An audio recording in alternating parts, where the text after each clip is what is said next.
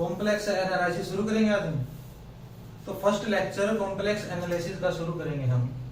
Complex analysis के नाम से ही पता लग रहा है, जब रियल किया था हमने तो रियल की दुनिया में काम किया था, अब कॉम्प्लेक्स एनालिसिस करेंगे तो कॉम्प्लेक्स की दुनिया में काम करेंगे। ठीक है, इसका अगर मैं सिलेबस की बात करूं तो सिलेबस क्या होगा इसका, इसको हम 4 यूनिट्स में डिवाइड करके पढ़ेंगे। ठीक है, सबसे पहले फर्स्ट यूनिट, इसके अंदर क्या होगा, एक तो बेसिक्स होंगे, कॉम्प्लेक्स फंक्शंस होंगे,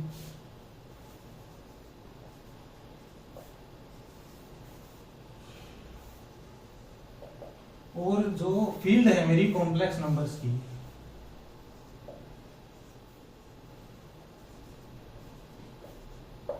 उसके बारे में बात करेंगे कि कॉम्प्लेक्स की फील्ड में कैसे काम होता है और रियल से कैसे डिफरेंट है ये। ठीक है, उसके बाद मेरी यूनिट 2 आएगी। यूनिट 2 में क्या करेंगे हम, इसमें आएंगे एनालिटिक फंक्शंस,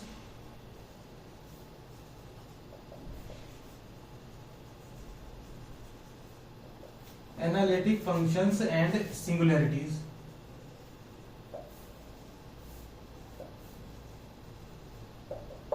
ठीक है, और यूनिट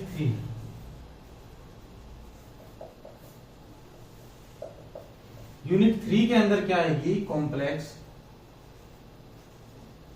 इंटीग्रेशन।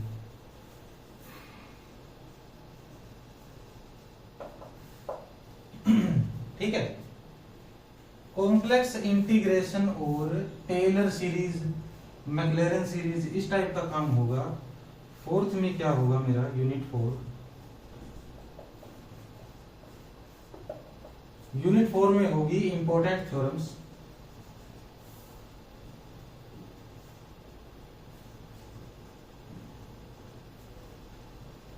एंड रिजल्ट्स, उस पे काम करेंगे हम। ठीक है, यूनिट फर्स्ट आज स्टार्ट कर देंगे हम और बाद में आगे बढ़ते जाएंगे।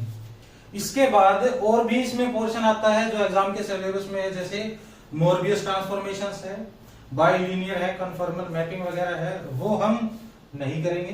ठीक है, एग्जाम पास है तो टाइम बचाने के लिए क्या करेंगे हम, ये चारों यूनिट कर लेंगे। इससे आपका 80 to 90% सिलेबस कंप्लीट हो जाएगा। ठीक है, तो चलो शुरू करते हैं। कॉम्प्लेक्स नंबर शुरू करने से पहले, कॉम्प्लेक्स एनालिसिस शुरू करने से पहले आपको पता होना चाहिए कि कॉम्प्लेक्स नंबर्स क्या होते हैं। कॉम्प्लेक्स नंबर के बारे में पहले से ही पढ़ते आ रहे हैं ना। कॉम्प्लेक्स नंबर क्या होता है, अगर मैं z कोई कॉम्प्लेक्स नंबर मानता हूं तो x प्लस आइटा y, इस तरीके से तो मैं क्या डिनोट करूंगा इसको, कॉम्प्लेक्स नंबर को। ठीक है, और ये x क्या होता है, रियल पार्ट, और ये क्या होता है मेरा इमेजिनरी पार्ट।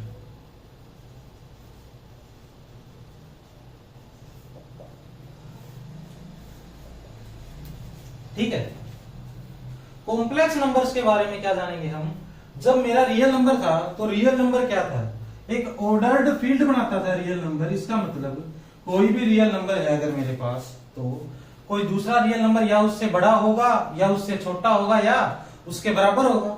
ठीक है, अब कॉम्प्लेक्स नंबर के अंदर क्या है, ऐसा कुछ हम लिख ही नहीं सकते, a plus iota b less than equal to c plus iota d, या फिर ग्रेटर देन इक्वल टू, या फिर ओनली लेस देन और ग्रेटर देन, ये हम नहीं लिख सकते।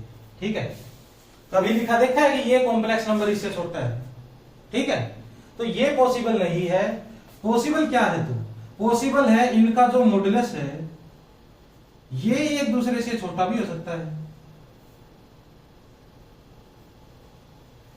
Greater than equal to, less than और ग्रेटर देन, मॉडुलस कुछ भी हो सकता है भाई। ठीक है, क्योंकि मॉडुलस क्या है, एक रियल वैल्यू ही आती है ना। सबसे पहले तो ये करो कि इसको ऐसे कोई कंपैरिजन नहीं कर सकते कॉम्प्लेक्स नंबर का कि this complex number is greater than और equal to this, less than और इक्वल टू दिस। ठीक है, ये डिफरेंस आ गया ना कॉम्प्लेक्स और रियल के अंदर।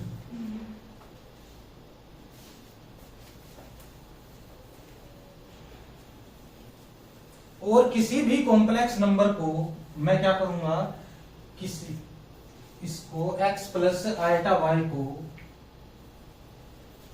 प्लेन पे अगर मैं दिखाना चाहूंगा तो कैसे दिखाऊंगा, ये मेरा x एक्सिस होगा, ठीक है, ये मेरा y एक्सिस होगा, x एक्सिस और y एक्सिस।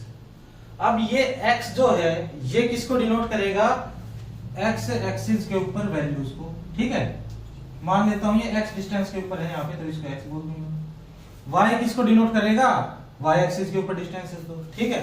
ये y पॉजिटिव भी हो सकता है, नेगेटिव भी हो सकता है, नेगेटिव होगा तो नीचे आ जाएगा, पॉजिटिव होगा तो ऊपर, x भी पॉजिटिव होगा तो यहाँ, नेगेटिव होगा तो यहाँ आ जाएगा। और y मान लेता हूं, y यहां से यहां तक का डिस्टेंस है और x y पॉइंट कुछ यहां नजर आएगा मुझे, ठीक है। अब इसको मैं x y बोल दूं या z बोल दूं, एक ही बात है, ठीक है। अब पता चल गया किसी भी कॉम्प्लेक्स नंबर को मैं प्लेन पे कैसे रिप्रेजेंट करूंगा।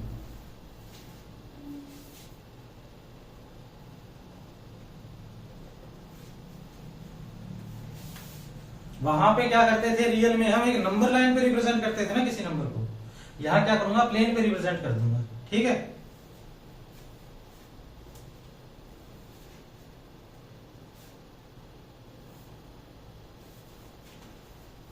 अब कुछ स्टैंडर्ड नोटेशंस लिखो जो हम यूज करेंगे।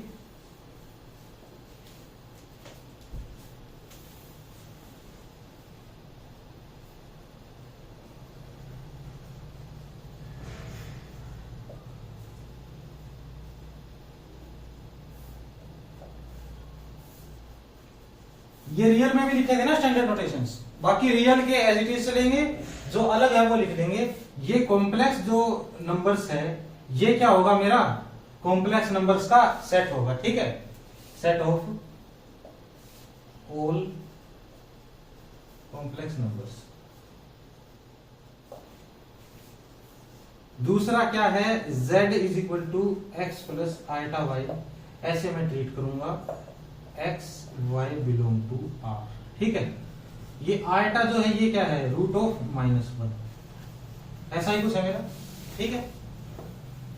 आयटा -1 है और अगर मुझे कहीं ये लिखा दिख गया आर्ग z, इसे मैं क्या बोलूंगा, आर्ग्यूमेंट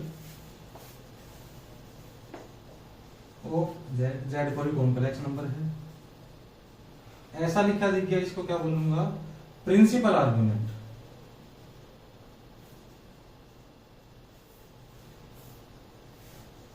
ऑफ z। आर्ग्यूमेंट कैसे निकालते हैं, ये क्या होता है, ये बाद में देखेंगे हम। और अगर ऐसा लिखा दिख जाए log z, इसको बोलूंगा मैं जनरल लॉग, और कैपिटल L दिख जाएगा तो क्या बोलेंगे हम इसको, प्रिंसिपल लॉग,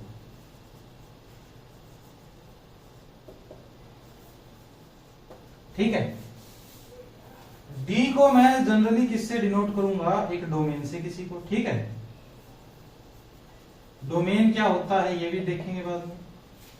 और अगर मुझे ऐसा दिख जाए कुछ, ये इस टाइप का कुछ दिख जाए, ट्राइंगल बना रखा है ना ये, इसको हम किसके लिए यूज करेंगे, एक यूनिट डिस्क के लिए यूज करेंगे।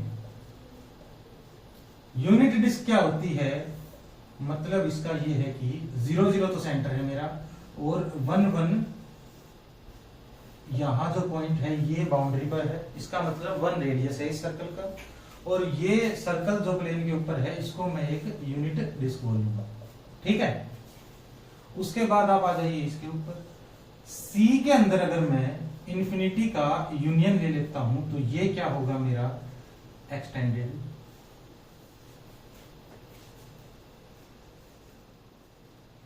कॉम्प्लेक्स प्लेन, या इसको रीमान स्फीयर भी बोल सकते हैं हम, ठीक है।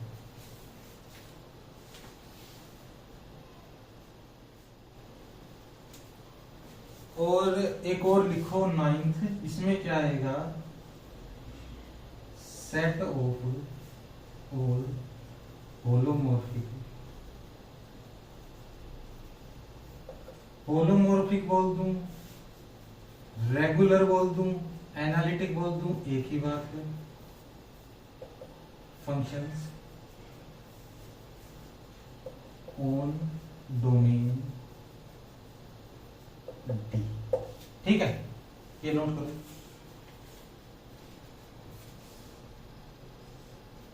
एक और लिख लो इसके अंदर, C -0, इसको C स्टार भी बोल दूंगा मैं, ये होगा पंक्चर्ड प्लेन, ठीक है। पूरे प्लेन में से सिर्फ एक जीरो गायब कर दिया मैंने, ठीक है, पंक्चर कर दिया है उसके अंदर, एक होल कर दिया, इसको मैं पंक्चर प्लेन बोलूंगा, ठीक है। अब बारी आती है कॉम्प्लेक्स नंबर्स की।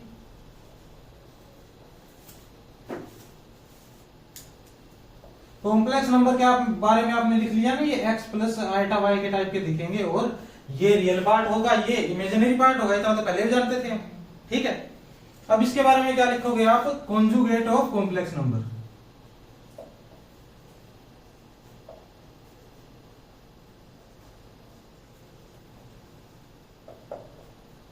कॉन्जुगेट क्या होता है, इसको मैं z बार से डिनोट करता हूं, ठीक है, इसको हम z बार से डिनोट करते हैं, और z बार क्या होता है हमारा, x माइनस आइटा y। अगर z मेरे पास ये है तो z बार मुझे ये प्राप्त होगा, आइटा के साथ जो भी क्वांटिटी है उसके साथ माइनस लगा दूंगा मैं, ठीक है। अब जैसे कि कोई आपसे पूछे कि z is equal to 3 minus iota 4 है, इसका आप क्या बताओ, कॉन्जुगेट बताओ, तो z बार क्या आएगा मेरे पास, 3 एज इट इज आएगा, इसका साइन में चेंज कर दूंगा, नेगेटिव है तो पॉजिटिव हो जाएगा, 3 प्लस आइटा 4 या 3 प्लस 4 आइटा, ये इसका कॉन्जुगेट हो जाएगा, ठीक है। कॉन्जुगेट के बारे में इसकी, अगर मैं इसको प्लेन के ऊपर देखना चाहूं तो कैसे देखूंगा भाई, अगर मैं मान लेता हूं ये मेरे पास कोई नंबर है z, एक्स वाई पॉइंट यहां होंगे और इसको z बोल देता हूं मान लो मैं, ठीक है, ऐसा कुछ होगा ना। अब z बार जो होगा वो किस टाइप का दिखेगा, x plus x minus iota y, इसका मतलब x तो पॉजिटिव है और क्वांटिटी कितनी है जितनी यहां x की है, y क्या है, क्वांटिटी तो उतनी है इसकी लेकिन नेगेटिव है, नेगेटिव कहां होगा, नीचे होगा ये, ठीक है। यहां क्या होगा, x माइनस वाई, ये ही मेरा z बार होगा, और ये क्या है इसकी रिफ्लेक्शन अबाउट x एक्सिस, ठीक है। तो complex number of z is it's reflection about x axis, ठीक है। अब ये तो हो गई बात कॉन्जुगेट की। अगर मैं कह दूं कि नेगेटिव ऑफ z है मेरे पास, तो वो कहां दिखेगा मुझे, यहाँ पे negative of z third quadrant में दिखेगा मुझे, और सेम ही होगा, इसको मैं माइनस z बोल देता हूं, ये माइनस x और माइनस y होंगे इसके कोऑर्डिनेट, ठीक है। अब इस नेगेटिव z का भी अगर मैं कॉन्जुगेट ले लूं तो ये कहां दिखेगा भाई, ये इसका कॉन्जुगेट इसकी रिफ्लेक्शन होगी x एक्सिस के अबाउट, इसका मतलब इसकी रिफ्लेक्शन तो कुछ यहां दिखेगी मुझे, माइनस z कॉन्जुगेट, ठीक है। तो ये ऐसा कुछ मेरा बन जाएगा एक ये स्क्वायर, ठीक है। स्क्वायर क्यों बनेगा, क्योंकि क्वांटिटी तो सेम ही है इनकी, x की वैल्यू y की वैल्यू तो सेम है, बस अलग अलग डायरेक्शन में जा रहे हैं बस ये, ठीक है। अब अगर आप z और माइनस z बार के बारे में पूछोगे तो ये क्या है, रिफ्लेक्शन अबाउट y एक्सिस है, ठीक है। ये क्या है, रिफ्लेक्शन अबाउट ओरिजिन है, आई बात समझ में।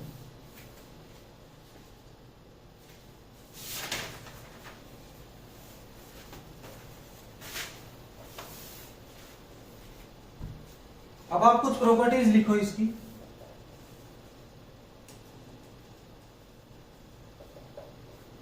ये भी पढ़ा हुआ काम हमारा 12वीं क्लास का काम चल रहा है ना। ये प्रॉपर्टीज क्या होती है, अगर मैं z बार का दोबारा बार ले लूं तो क्या मिलेगा मुझे, z ही मिल जाएगा, ठीक है। इनके प्रूफ भी करने की कोई ज्यादा आवश्यकता है नहीं, ठीक है, जिसका जरूरी होगा उसका कर लेंगे हम। और z1 z2 दो कॉम्प्लेक्स नंबर हैं और उनका अलग अलग बार ले लूं या फिर उनका इकट्ठा बार ले लूं या फिर अलग अलग ले लूं, ये एक ही बात होगी।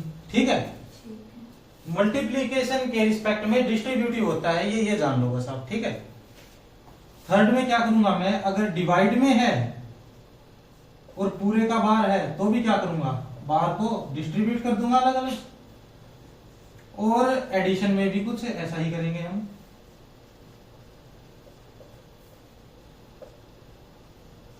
ठीक है,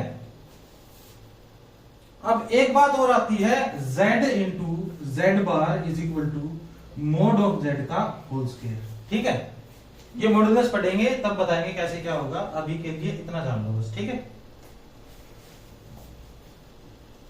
और अगर मैं ये बोलूं z is equal to Z bar, ठीक है, ये बोलना चाहूंगा मैं तो कैसे हो सकता है भाई, ये z is equal to Z bar कब होगा, जब x plus iota Y is equal to x minus iota Y होगा। ऐसा कुछ होगा ना कुछ, और x को x से कैंसिल कर सकता हूं मैं। ठीक है, और ये minus iota y plus iota y, ये क्या आएगा, 2 iota Y is equal to 0।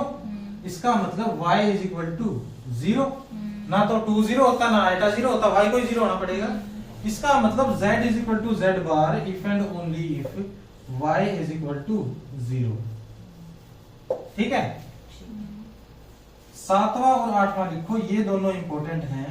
अगर z plus Z bar by 2 कर दूंगा मैं तो क्या आएगा मेरे पास, real part of z।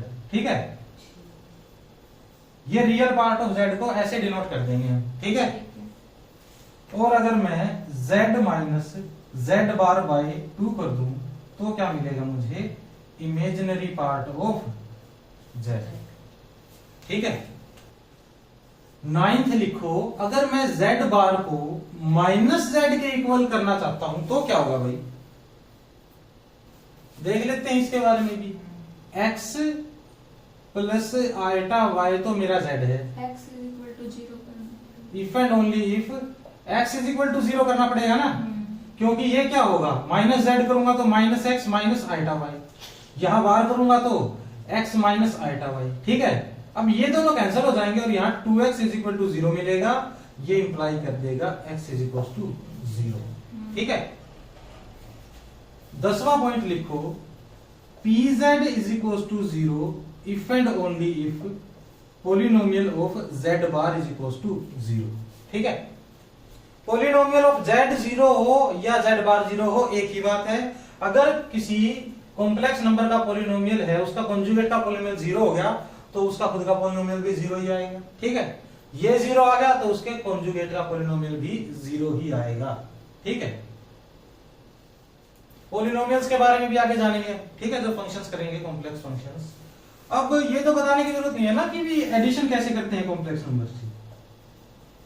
Addition कैसे करेंगे हम, a प्लस आइटा b को मैं ऐड करूं c प्लस आइटा d के साथ तो a plus c plus iota b plus d, इस टाइप से करेंगे। ठीक है, मल्टीप्लीकेशन भी करेंगे तो भी क्या है, रियल नंबर के हिसाब से करते थे ना, उसी तरीके से कर देंगे।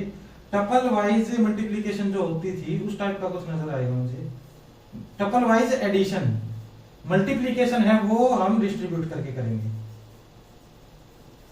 डिस्ट्रीब्यूट कैसे करके करेंगे, a प्लस आइटा भी है मेरे पास, इसको मल्टीप्लाई कर रहा हूं मैं c प्लस आइटा d के साथ। ठीक है, पहले a को c के साथ फिर a को इसके साथ, ऐसा ही कुछ करता था पहले भी मैं। ac plus iota ad plus iota bc, iota bc iota square bd, ऐसा ही कुछ होगा। आइटा स्केयर मेरा -1 हो जाएगा, क्यों, क्योंकि अगर iota is equal to root of minus है तो आइटा स्केयर आ जाएगा -1, आइटा क्यूब आ जाएगा माइनस आइटा। ये कैसे आएगा, इसको मैं आइटा से मल्टीप्लाई कर दूं तो आइटा क्यूब हो जाएगा, ये -1 इंटू आइटा हो जाएगा, ये माइनस आइटा। आइटा की पावर 4 क्या आ जाएगी मेरे पास, 1, -1 का स्क्वायर कर दो। ठीक है, ये बात आई समझ में। ये भी इंपॉर्टेंट है। यहाँ क्या आएगा मेरा AC माइनस BD, ऐसा कुछ आएगा। हाँ ये रियल पार्ट है plus eta AD plus BD, ठीक है। BC आएगा, प्लस BC। ठीक है BC, ठीक है। एक नोट लिखो, complex roots always exist in pairs. इस बात का तो हमें पता है ना पहले से ही कि कॉम्प्लेक्स जो रूट होंगे वो हमेशा पेयर्स में एग्जिस्ट करेंगे। इसका मतलब अगर कोई इवन डिग्री की पॉलिनोमियल है मेरे पास तो उसके सभी रूट्स कॉम्प्लेक्स हो सकते हैं, ठीक है। वो कॉम्प्लेक्स पॉलिनोमियल हो या रियल पॉलिनोमियल हो। अगर कोई और डिग्री की पॉलिनोमियल है मेरे पास तो उसमें एक ना एक रियल रूट पक्का होगा, ठीक है। आगे बढ़ते हैं हम, modulus of a complex number. Second मान लेना जैसे किसको पॉइंट, पहला वो कॉन्जुगेट मान लेना।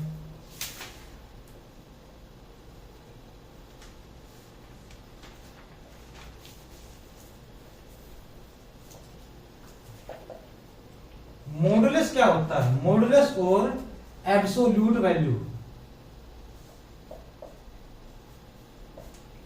मॉडुलस और एब्सोल्यूट वैल्यू से क्या पता चलता है, इसकी एब्सोल्यूट वैल्यू बताओ कॉम्प्लेक्स नंबर की, वो क्या होगा। इसको मैं कैसे डिनोट करूंगा, मोड जेड से ही डिनोट करूंगा, ठीक है। रियल में तो क्या होता था, मोड लगने के बाद संख्या पॉजिटिव हो जाती थी।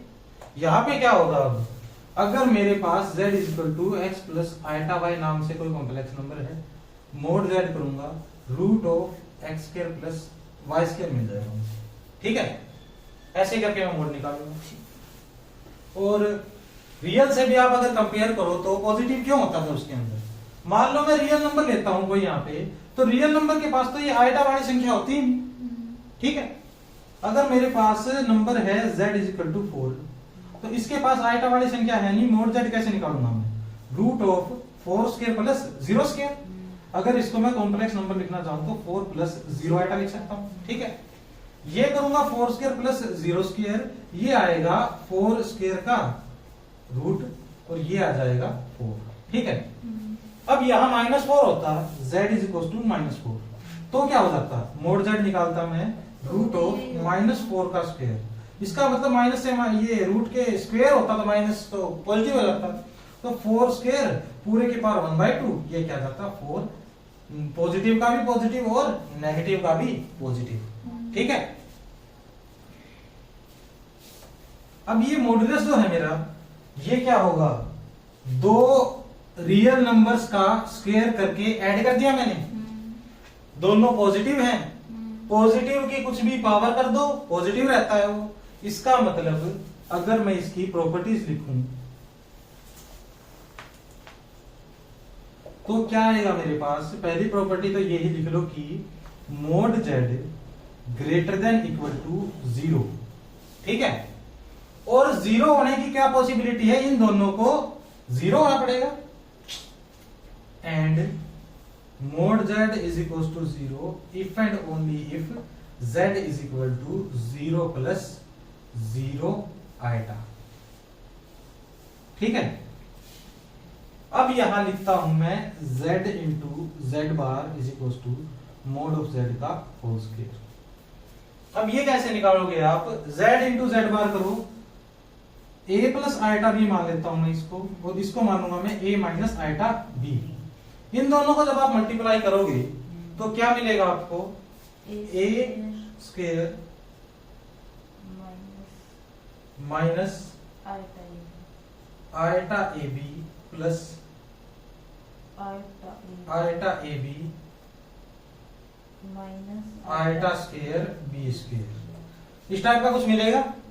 अब इसको आप कैंसिल कर दोगे, ठीक है। ये आयटा स्क्वायर क्या होता है, -1 इंटू -1 प्लस 1 ए स्क्वायर प्लस बी स्क्वायर मिल गया मुझे। और ये क्या होगा, मोड ऑफ जेड का होल स्क्वायर तो होगा ये, ठीक है। स्क्वायर, ये रूट से स्क्वायर कट जाएगा अपना आराम से, आई बात समझ। और तीसरे नंबर पर लिखो इसकी क्या प्रॉपर्टी है। अब इसकी प्रॉपर्टी के अंदर ही क्या करते हैं हम, इसकी जियोमेट्रिक सिग्निफिकेंस लिख लेते हैं, ठीक है। जियोमेट्रिक सिग्निफिकेंस क्या होगी इसकी,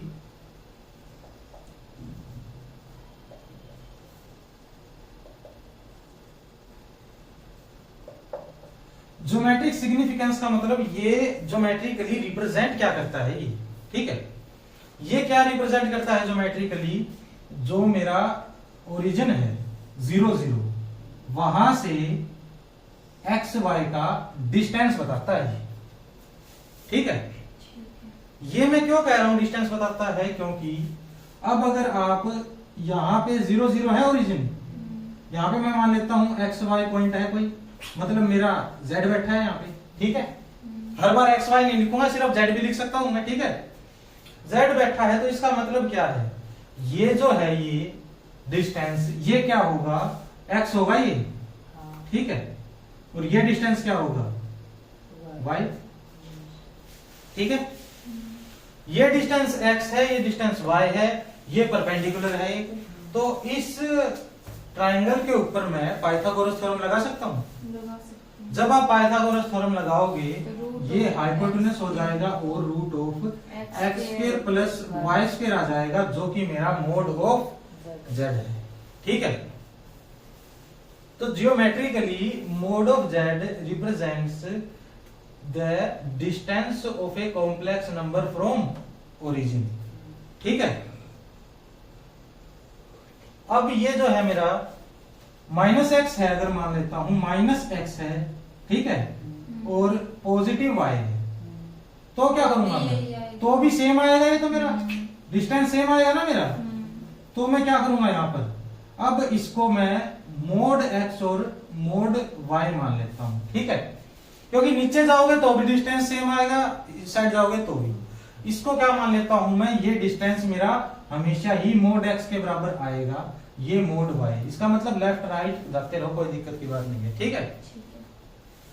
इसका मतलब ये जो होगा इसका मॉडुलस भी क्या होगा, डिस्टेंस फ्रॉम द सेंटर इसके बराबर ही आएगा, सेम ही, क्योंकि आप लेते हो माइनस, इसके अंदर क्या आएगा x माइनस आइटा y, उसका मॉडुलस लेना चाहोगे तो प्लस माइनस का तो कोई चक्कर ही नहीं है उसके अंदर, ये तो डायरेक्ट ऐसा ही करना पड़ेगा मुझे, ठीक है। तो mod z is equal to distance of z from origin, ठीक है। फोर्थ प्रॉपर्टी लिखो इसकी, अब ये अगर मैं कह दूं कि मोड z1 प्लस z2 का होल स्क्वायर करना चाहूंगा, तो ये क्या आएगा मेरे पास, z1 का स्क्वायर, इसको क्या लिख सकता हूं मैं, वही इसको लिखूंगा मैं mode z1 square plus 2 real part of z1 z2 bar, ठीक है। इसको कैसे लिखा, ये पहली बात तो ऐसे बिल्कुल ही डायरेक्ट सोल्व कर देना तो कोई सीखा नहीं है ना अभी हमने, कॉम्प्लेक्स नंबर के बारे में या मॉडुलस के बारे में ऐसे कब सीखा है मैंने, कि डायरेक्ट इसको a square plus b square plus 2ab लिख दो, और ये 2ab है भी नहीं, 2ab कहां पे है, 2ab तो z1 z2 होता ना, ये तो z1 z2 का बार है मेरे पास। यहां तक कैसे पहुंचा मैं, यहां तक मैं पहुंचा, इसका मुझे ये पता था, अगर मैं z1 plus z2 into z1 plus z2 का बार कर देता हूं तो मैं यहां पहुंच जाऊंगा।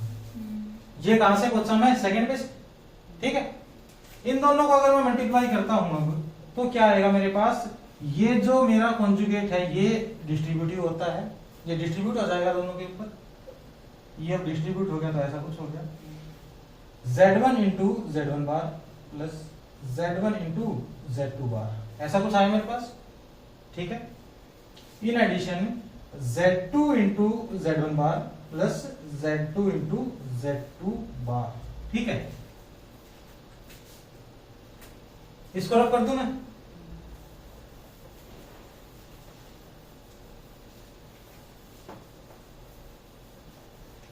अब सेकंड प्रॉपर्टी से z1 इंटू z2 बार को क्या लिख दूंगा मैं, मोड ऑफ z1 का होल स्क्वायर, और इसको भी क्या लिख दूंगा, मोड z2 का होल स्क्वायर। यहां मेरे पास बच जाएगा z1 z2 बार प्लस z2 z1 बार, ठीक है। अब मैं क्या करता हूं, जो ये मेरा Z1 Z2 बार है, इसका जब मैं दोबारा कॉन्जुगेट लेता हूं, पूरा का कॉन्जुगेट, ये क्या आएगा मेरे पास, Z1 बार इंटू Z2। ठीक है, ये करते ही ये तो सेम आ गया ना मेरे पास अब। ठीक है, मल्टीप्लीकेशन कॉम्यूटेटिव भी होती है इसकी और एसोसिएटिव भी होती है कॉम्प्लेक्स नंबर की। ठीक है, ये सेम आ गया मेरा, तो इसको अब मैं क्या लिख दूंगा, Z1 Z2 पूरे का बार, इसका बार का। ठीक है, ये लिख सकता हूं ना इसको मैं, देखना एक बार, ये लिख दिया तो मुझे क्या नजर आ रहा है, ये भी कोई कॉम्प्लेक्स नंबर है। ठीक है, इसी का उठा के कॉन्जुगेट ले रखा है, तो इसको मैं 2 से डिवाइड कर देता हूं, 2 से मल्टीप्लाई। ठीक है, इतना करते ही यहां जाएगा मोड ऑफ Z1 का whole square plus mod Z2 whole square plus ये जो है, ये क्या है अब, Z plus Z bar by 2, real part of Z1 into Z2 bar आ जाएगा क्या अभी, क्योंकि जब Z plus Z bar by 2 is equal to real part of Z होता है, Z से Z1 Z2 बार रिप्लेस कर दिया तो यही मिल जाएगा मुझे। ठीक है, और 2 मल्टीप्लाई में हमने किया था ये, इसको बढ़ाने के लिए, तो 2 यहां आ जाएगा। ठीक है, पता चल गया कैसे मिला मुझे।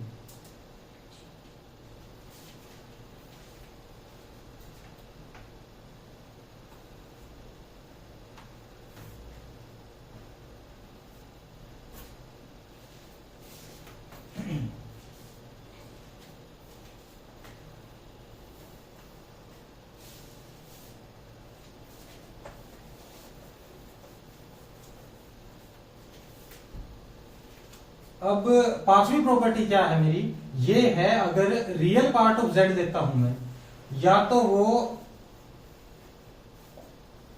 बराबर आ जाएगा इसके Z के, या फिर इससे छोटा आ जाएगा। ठीक है, क्यों, क्योंकि इसका पहले कर देते हैं।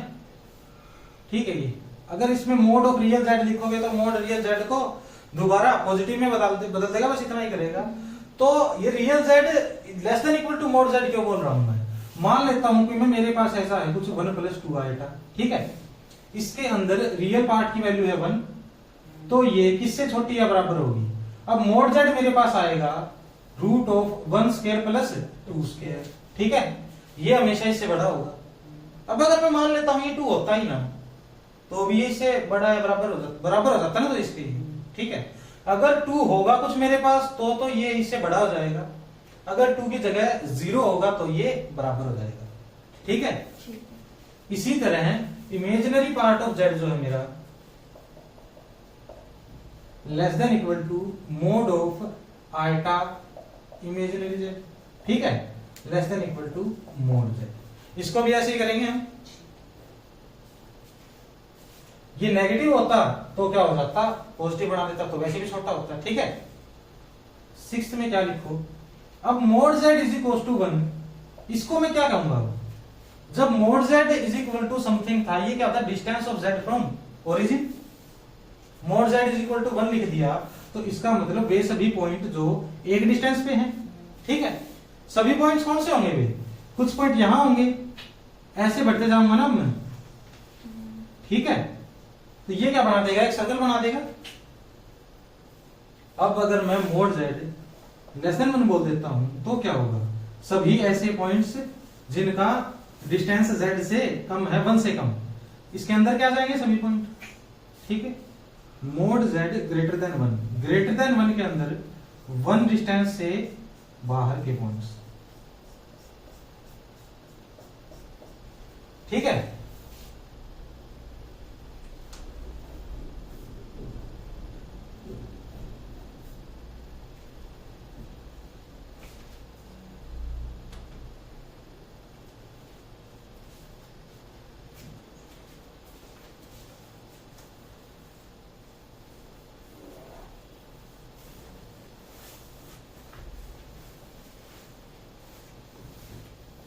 अब यहां से मैं क्या कह सकता हूं, 7th पॉइंट लिखो मेरा, 7th पॉइंट में Z1 minus Z2 distance between Z1 and Z2। ठीक है, ये क्यों लिखा है मैंने? अगर मैं दो रियल पॉइंट्स हैं अगर XY प्लेन के अंदर, x1 y1 x2 y2, ठीक है, इनके बीच में अगर आपको डिस्टेंस निकालना हो तो आप कैसे निकालोगे? x2 माइनस x1 या फिर x1 माइनस x2, कुछ भी करो, दोनों ऐसे करोगे ना आप। ये y2 माइनस y1 का square plus x2 minus x1 का स्क्वायर और पूरे के ऊपर रूट। इसको आप x1 माइनस x2 भी बोल सकते हो, y1 माइनस y2 भी बोल सकते हो, क्योंकि नेगेटिव साइन पॉजिटिव हो जाएगा स्क्वायर लगते ही। अब अगर कॉम्प्लेक्स प्लेन में अगर मैं बात करूं Z1, अब Z1 और Z2 के अंदर डिस्टेंस निकालोगे तो भी ऐसे ही निकाल सकते हो। ये बात आई मेरी समझ में? Z1 मैं कॉम्प्लेक्स प्लेन पे ऐसे कर दूं डिफाइन की Z1 is equal to x1 plus iota y1, Z2 is equal to x2 plus iota y2। उनका भी डिस्टेंस ऐसे निकाल दूंगा। और ये जो डिस्टेंस मेरा निकला है ये है क्या? अगर मैं Z1 माइनस Z2 कर देता हूं तो आएगा x1 minus x2 plus iota y1 minus y2। इसका मॉडुलस कर दोगे तो यहीं पहुंच जाओगे। ठीक है, तो distance between Z1 and Z2 will be given by mod of Z1 minus Z2। ठीक है, ये लिख लिया। अब अगर कोई कह दे कि Z1 और Z2 से डिस्टेंस आप मॉडुलस के द्वारा ले सकते हो, ठीक है, यहां मैं क्या बोल दूं कि 8th के अंदर मेरा एक Z माइनस Z0 है, ठीक है, और ये मैंने R दे दिया। R का मतलब कोई फिक्स्ड वैल्यू दे दी, ठीक है, फिक्स्ड वैल्यू दे दी। अगर मैं R को 3 मानता हूं, इसका मतलब Z कहीं ना कहीं होगा। यहां मान लिया Z मैंने, Z0 कहीं ना कहीं होगा, Z0 यहां मान लिया। ठीक है, Z0 भी क्यों माने? क्योंकि Z0 तो मेरा वेरिएबल है और R क्या है? फिक्स है। ठीक है, R को 3 मान लेता हूं मैं बस। Z मेरा यहाँ पे है, R मेरा 3 है, तो Z0 अब क्या हो सकता है कि यहां से 3 डिस्टेंस पे जो भी कॉम्प्लेक्स नंबर होगा वो Z0 के बराबर बोल सकता हूं उसे। ये बात आई समझ में? अगर मैं Z की जगह भी कोई नंबर ले लेता हूं फिक्स, और वो Z0 को क्या ले देता हूं? वेरिएबल, इज इक्वल टू 3 बोल देता हूं। इसका मतलब इससे इसका डिस्टेंस 3 होगा। ठीक है, इसका मतलब Z0 कुछ भी हो सकता है जो 3 डिस्टेंस पे बैठा है। 3 डिस्टेंस पे एक तो ये भी बैठा है, 3 डिस्टेंस इस डायरेक्शन में जा सकता है, 3 डिस्टेंस यहां भी 3, यहां भी 3, यहां भी, यहां भी, यहां भी, यहां भी, और ऐसे ऐसे कहीं भी जा सकता है ना। अब ये तो बस क्या शर्त है? ये 3 होना चाहिए लेंथ, ये वाली। अगर ऐसा कुछ कोई करता हो पॉइंट, तो मैं एक 3 रेडियस का सर्कल बना दूं तो सभी Z0 आ जाएंगे इसके ऊपर। कोई बचेगा नहीं ना। ये बात आई समझ में? तो कॉम्प्लेक्स प्लेन के अंदर इसे मैं सर्कल की इक्वेशन बोल सकता हूं। सेंटर एट Z0 भी बोल सकते हो, ठीक है, सेंटर एट Z भी बोल सकते हो। ठीक है, अगर बीच में आप Z को लोगे तो सेंटर Z बन जाएगा, Z0 को बोलोगे तो सेंटर Z0 बन जाएगा, और नेगेटिव का तो कोई इफेक्ट पड़ेगा ही नहीं, आप Z0 माइनस Z भी बोल दो। ठीक है, तो यहां इसको मैं क्या बोलूंगा? अगर जनरली बात करेंगे हम तो ये तो थी मेरी किसकी समझने की बात। अब अगर मैं लिखूंगा इसको, डोनेट कैसे करेंगे? जब ये सर्कल ऑफ इक्वेशन है मेरे पास, ये है इक्वेशन ऑफ सर्कल, ठीक है, एट सेंटर, विद सेंटर बोल दो, एट Z0। ठीक है, यहां कोई Z0 है सेंटर पे, एंड रेडियस R, ये रेडियस R है और ये मेरा सर्कल बन गया। ठीक है,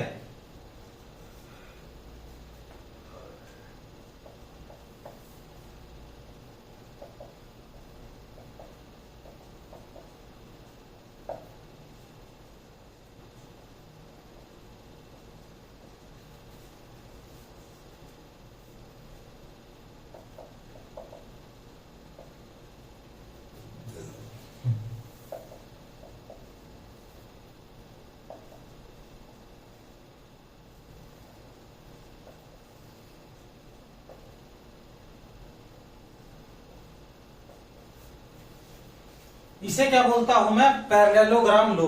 ठीक है, ये मेरी पैरेललोग्राम लो होगी।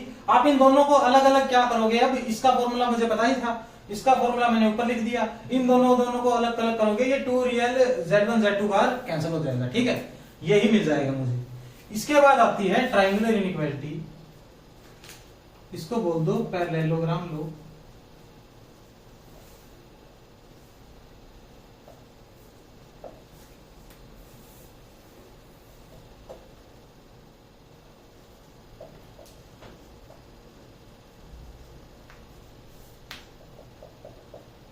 ये क्या होगी, ये होगी mod of Z1 plus Z2 less than equal to mod Z1 plus mod Z2। ये किया था ना हमने, रियल नंबर के रिस्पेक्ट में भी ये काम करते हैं हम। ठीक है,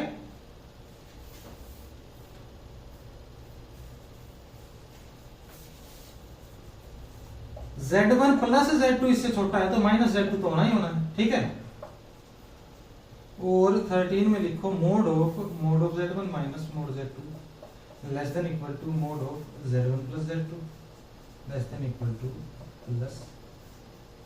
ये सेम टू सेम ही चल रहा है हमारा, रियल नंबर की तरह ही बिहेव करेंगे अगर याद करने के लिए करना हो तो। ठीक है,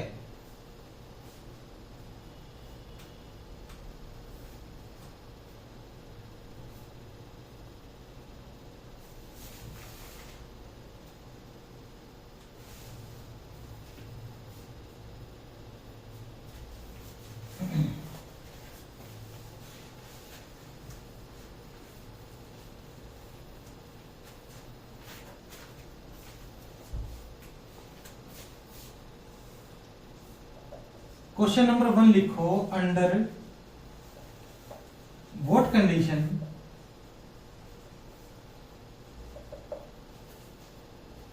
Z square is equal to mod of Z का होल स्क्वेयर।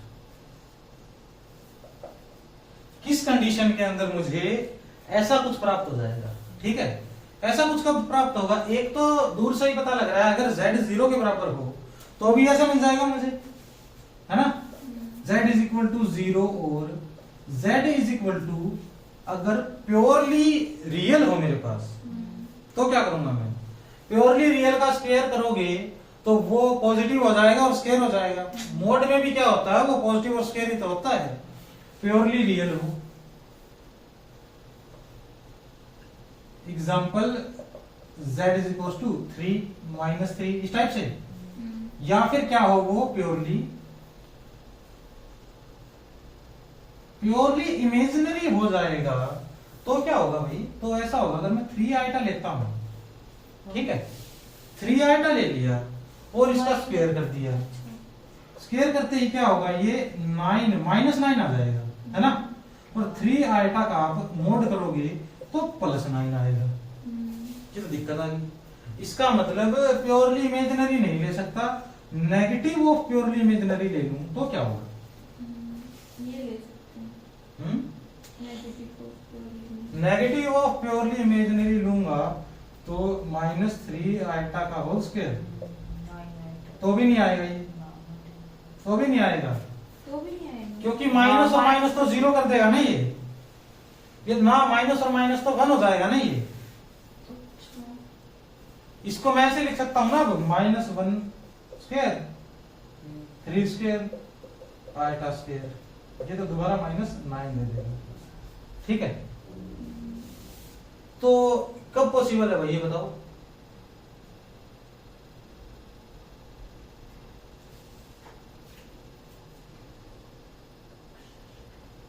और किसी केस में ये पॉसिबल है ही नहीं।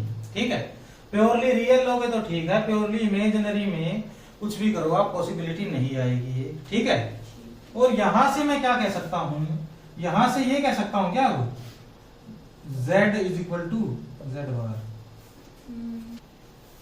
अब लिखो पोलर फॉर्म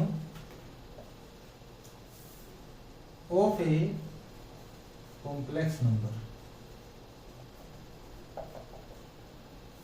पोलर फॉर्म में क्या होगा, अब जो ये मेरा कॉम्प्लेक्स नंबर है, मान लेता हूं Z, ये यहां है कुछ डिस्टेंस इसका, और ये मोड x है, ये मोड y है, इतना तो हम एस्टेब्लिश कर चुके हैं हमारा। ठीक है, ये है z is equal to x plus iota y. ठीक है, अगर इसको मैं मान लेता हूं कि ये r डिस्टेंस है यहां से लेकर यहां तक का, तो क्या होगा, modulus of z is equal to r आ जाएगा मेरे पास, है ऐसा ही कुछ आएगा।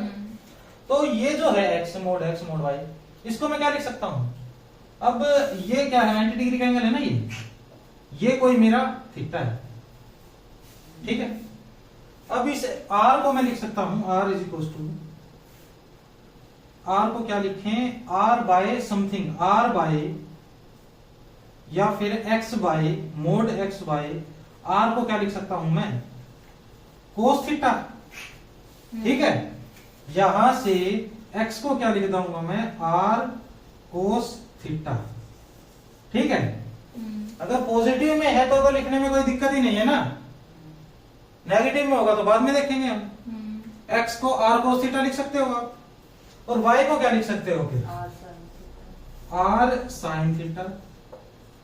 ठीक है, तो यहां से z की क्या वैल्यू आ जाएगी मेरे पास, r कोस theta plus r eta sine theta.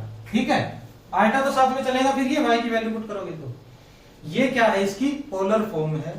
इसको मैं ऐसे भी लिख सकता हूं कि r into cos theta plus iota sine theta is equal to mod z into cos theta plus iota sine theta. ठीक है, और एक और लिखने का क्या तरीका है, इसको e raise to the power iota theta. ठीक है, इसको भी मैं क्या लिखता हूं, e raise to the power iota into some angle, इसको मैं लिखूंगा cos of theta plus iota sine theta. ठीक है, इतनी बात आगे समझ में। इसके अंदर जो ये मेरा थीटा है, ये क्या होगा, theta is an argument of z। ठीक है, और e की पावर आयटा थीटा को मैं ये लिख सकता हूं, तो r इंटू ई की पावर आयटा थीटा को ये लिख सकता हूं। ठीक है, और ये मेरा पूरा ही किसके बराबर है, ये वही z के बराबर आया है ना जो ले रखा है मैंने z, तो इज इक्वल टू z। तो ऐसे भी रिप्रेजेंट कर सकते हैं हम किसी कॉम्प्लेक्स नंबर को पोलर फॉर्म के अंदर। वो जो दूसरी फॉर्म थी मेरी, वो क्या थी, कार्टेशियन फॉर्म थी, और ये क्या है, पोलर फॉर्म। ठीक है, ये थीटा एन आर्ग्यूमेंट के बारे में भी पढ़ेंगे। एन आर्ग्यूमेंट का मतलब एक आर्ग्यूमेंट, इसका मतलब आर्ग्यूमेंट तो बहुत ज्यादा हो सकते हैं। ठीक है, बहुत ज्यादा कैसे हो सकते हैं, आर्ग्यूमेंट ऑफ जेड क्या होगा मेरा। अब एक बात बताओ, ये जो थीटा है,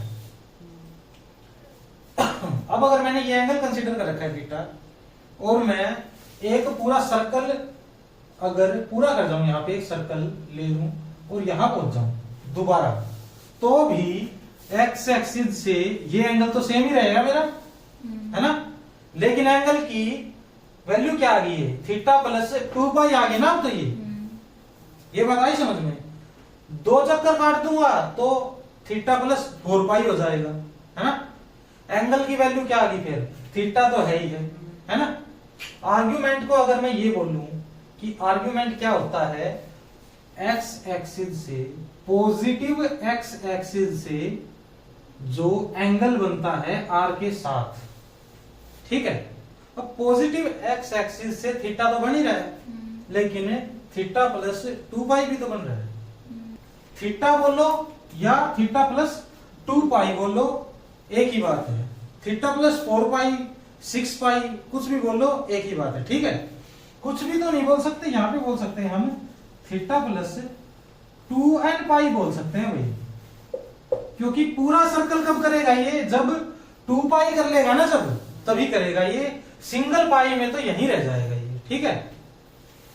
argument z is equal to theta plus 2n pi, n belong to, n बोल दो या z बोल दो, एक ही बात है, z ही बोल दो, क्योंकि नेगेटिव भी हो सकते हैं ना अभी एंगल, ठीक है। अब लिखो आर्ग्यूमेंट ऑफ जेड। ठीक है, अभी थोड़ी देर पहले पता तो चल गया ना आर्ग्यूमेंट किसको कहते हैं हम।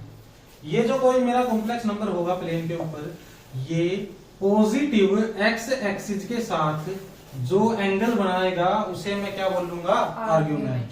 ठीक है, ये डिस्टेंस है मोड y, ये है मोड x, और ये मैंने मान लिया था r। ठीक है, theta the angle made by mode z and positive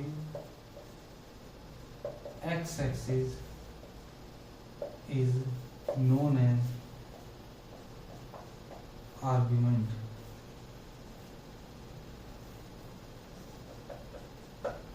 ठीक है, मेड बाय आर लिख लो यहाँ पे, क्योंकि आर से डिनोट कर रहे हैं।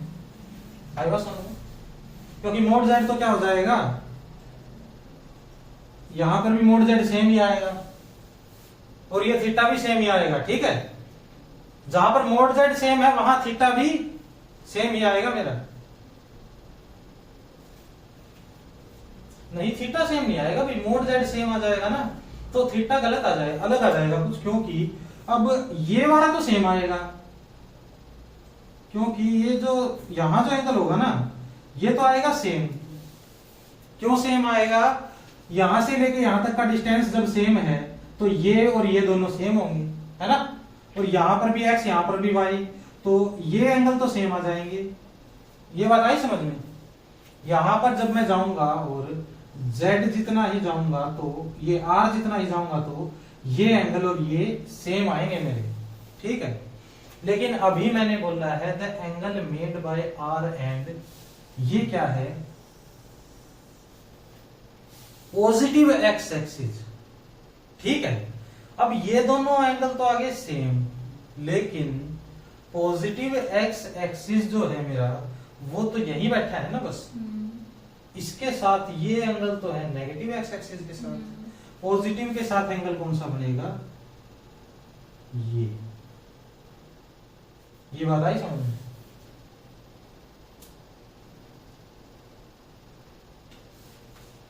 इसको दोबारा लिखते हैं हम।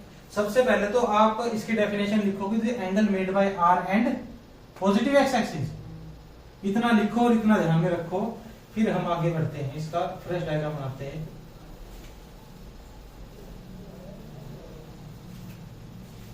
अब क्या है, अब है ये कोई मेरा प्लेन है मेरे पास। ठीक है, ये कोई मेरे पास है z, ये z से लेके 0 तक का डिस्टेंस है, इस पर मान रखा है मैंने। ठीक है, और मैं थीटा किसे मानता हूं, the angle made by r and positive direction of x axis.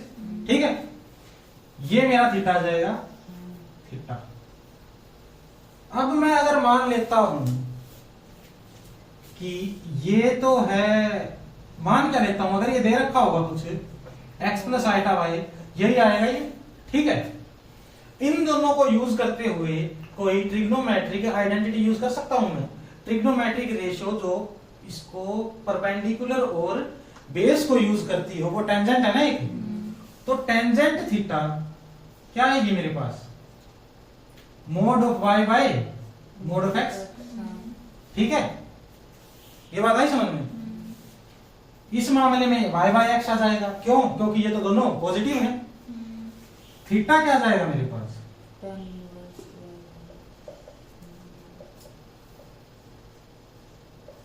ये बात आई समझ में। इसका मतलब आर्ग्यूमेंट निकालने का फॉर्मूला ही मिल गया मुझे। अगर फर्स्ट क्वाड्रेंट में कोई है तो आर्ग्यूमेंट ऐसे नहीं निकाल लूंगा मैं, ये बात आगे समझ में। और आप आर्ग्यूमेंट को आइडेंटिफाई कैसे करोगे, अगर मैं कह दूं कि -3 z is equal to -3 plus 3 iota है, तो ये कहां होगा भाई, -3 प्लस 3 आइटा यहां होगा मान लेता हूं। ठीक है, यही होगा ना ये। तो आर्ग्यूमेंट क्या होगा, पहले तो मैं कहूंगा भाई ये डिस्टेंस 0 से इसका r है ना, r के साथ अब ये आर वाली जो लाइन है इसके साथ थीटा बनता है कहां से? Positive direction of x axis से। ठीक है, positive direction of x axis तो ये होगी मेरी, इसको क्या कह दूंगा मैं? थीटा। ठीक है, अब इस थीटा को निकालने का तो क्या है, कौन सा तरीका मेरे पास? कोई तरीका नहीं। ये ना तो कोई पाइथागोरस थ्योरम लगा सकता हूँ, इसको 90 डिग्री का काम है, लेकिन मुझे ये पता है ये डिस्टेंस तो है मेरा 3। ठीक है, बेशक -3 हो यहाँ पे पॉइंट, फिर भी डिस्टेंस क्या है? ये 3। डिस्टेंस तो मोड ऑफ 3 होगा, और ये डिस्टेंस भी क्या है? 3। ठीक है, इन दोनों डिस्टेंस से मैं ये अल्फा निकाल सकता हूं। निकाल सकते हो आप ये अल्फा? कैसे निकालोगे? Alpha is equal to tan inverse 3/3। ठीक है, और मुझे ये पता है ये कौन है? पाई है क्या? ये पाई माइनस अल्फा कर दूंगा तो थीटा मेरे पास प्राप्त हो जाएगा मुझे। ठीक है, और बाकी आर्ग्यूमेंट्स अगर निकालने होंगे इसके अंदर 2n पाई ऐड करता जाऊंगा, है ना? अब कितने ही चक्कर काट दो यहाँ पे 2n पाई ऐड करते जाओ, थीटा मिलता जाएगा मुझे। ठीक है, ये बात आई समझ में? नोट करो इसको।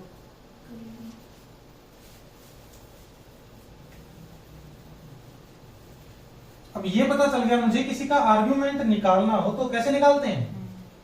अब आर्ग्यूमेंट जब लिखवाया था इसको कैसे डिनोट करूंगा मैं? ऐसे। ठीक है, इसके बारे में अब क्या लिखता हूं मैं? सिर्फ इतना लिखता हूं z equal to x plus iota y है। ठीक है, equal to r cos theta plus iota r sine theta. ठीक है, ये थीटा क्या है? n आर्ग्यूमेंट ऑफ z है, और इसको कैसे लिखूंगा मैं? Theta plus 2n pi such that n belong to integers. ठीक है, ऐसा कुछ लिखेंगे हम, क्या समझ में? ऐसा लिखने के बाद अब क्या करूंगा मैं? आर्ग्यूमेंट लिखवाया था तो प्रिंसिपल आर्ग्यूमेंट भी लिखवाया था ना कुछ मैंने। प्रिंसिपल आर्ग्यूमेंट क्या होगा?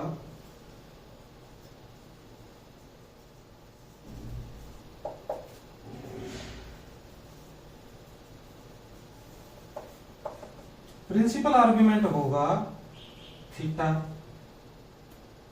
इसको लिखता हूं मैं ऐसे, डिनोट करूंगा इसको, और इसके अंदर ऐसे थीटा आएंगे जो theta belong to argument of z हो। एंड पहली बात तो प्रिंसिपल आर्ग्यूमेंट के अंदर जो एलिमेंट्स होंगे या फिर प्रिंसिपल आर्ग्यूमेंट की जो वैल्यू होगी वो यहीं से उठ के आएगी, इतना पता चल गया मुझे। थीटा यहां तो बिलोंग करना ही चाहिए, and theta belong to -pi to pi. इसके बीच में से अगर वैल्यू आ रही है तो उसको मैं बोल दूंगा प्रिंसिपल आर्ग्यूमेंट। ठीक है, अब आर्ग्यूमेंट ऑफ z तो कुछ भी हो सकता है, लेकिन प्रिंसिपल आर्ग्यूमेंट एक ही मिलेगा मुझे। ठीक है, आई बात समझ में? क्योंकि -पाई और पाई के बीच में तो अगर ये यहां आ गया कुछ थीटा मेरा, तो -पाई और पाई के बीच में तो यही वैल्यू आएगी ना। जो इसकी नेक्स्ट वैल्यू होगी वो तो 2 पाई को भी क्रॉस कर जाएगी। आई बात? वो तो 2 पाई को भी क्रॉस कर गई, 2 पाई प्लस थीटा। ठीक है, जो आर्ग्यूमेंट जो थीटा इसके अंदर होंगे ना उनको कह दूंगा मैं प्रिंसिपल आर्ग्यूमेंट। ठीक है, एक ही आएगा ये, इसका मतलब किसी नंबर का, कॉम्प्लेक्स नंबर का प्रिंसिपल आर्ग्यूमेंट तो एक सिंगल आएगा, वो काम की चीज होगी। अब ठीक है, मैं मान लेता हूं कि मेरा प्रिंसिपल आर्ग्यूमेंट मुझे जानना है कोई यहां है उसका। ठीक है, प्रिंसिपल आर्ग्यूमेंट जानते वक्त हम क्या ध्यान रखेंगे? अब जो नीचे जो एंगल्स हैं ये पाई से बड़े हैं छोटे हैं? छोटे हैं ना, बड़े हैं। बड़े हैं ये तो, हाँ। क्योंकि ये मेरा है 0 पाई बाय 2, हाँ, ये तो बड़े हैं। पाई 3 पाई बाय 2, दोबारा 2 पाई, ये तो बड़े हैं ना। तो अगर कोई नंबर यहां आ जाए मेरा, तो उसको मैं उसका प्रिंसिपल आर्ग्यूमेंट कैसे बताऊंगा? अब दिक्कत तो यही आएगी ना मेरे पास। अगर कोई नंबर मेरे पास यहाँ आ जाता है या फिर यहाँ है कोई नंबर, यहाँ भी तो हो सकता है नंबर कोई। अब z इज इक्वल टू 0 - 3 आएगा है, ये कहा है नीचे वाली लाइन के ऊपर यही नंबर, यहाँ भी हो सकता है। अब इसका अगर मैं वैसे आर्गुमेंट देखूंगा प्रिंसिपल इसके साथ 3π/2 आएगा पॉजिटिव x एक्सिस के साथ। इसका एंगल देखूंगा तो क्या आएगा इसका 3π/2। तो फिर दिक्कत कर देगा तो 3π/2 तो -π और π के बीच में नहीं है, ये बताइए समझ में। तो मैं क्या करूंगा, प्रिंसिपल आर्गुमेंट जब बताना होगा मुझे तो मैं ऊपर वाले को तो क्या कर लूंगा पॉजिटिव एंगल्स की तरह ट्रीट कर लूंगा, नीचे वाले को नेगेटिव एंगल्स की तरह। ठीक है, ये बताइए समझ। जैसे कि जो थीटा ये जेड यहां बना रहा है ना, नीचे वो ही सेम एंगल -θ होगा। ठीक है, ये बताइए समझ। ऐसे मैं -π और π के बीच में आ जाएगा ये। जैसे ये π/4 है, इसका रिफ्लेक्शन यहाँ -π/4 ले लूंगा। और अगर वैसे लेता अगर तो ये कुछ और आ जाता, ऐसे इस टाइप से बड़ा ही आ जाता कुछ। ठीक है, बड़ा तो क्या आता 2π -π/4 आता, इतना कुछ आता है ना। और यहां होगा जो, उसको क्या कह दूंगा मैं, वो इसकी रिफ्लेक्शन है इस वाले की। ठीक है, θ1 θ1 θ2 मान लेता हूं इसको, ये आ जाएगा मेरा -θ2। तो भी कोई दिक्कत नहीं है ना।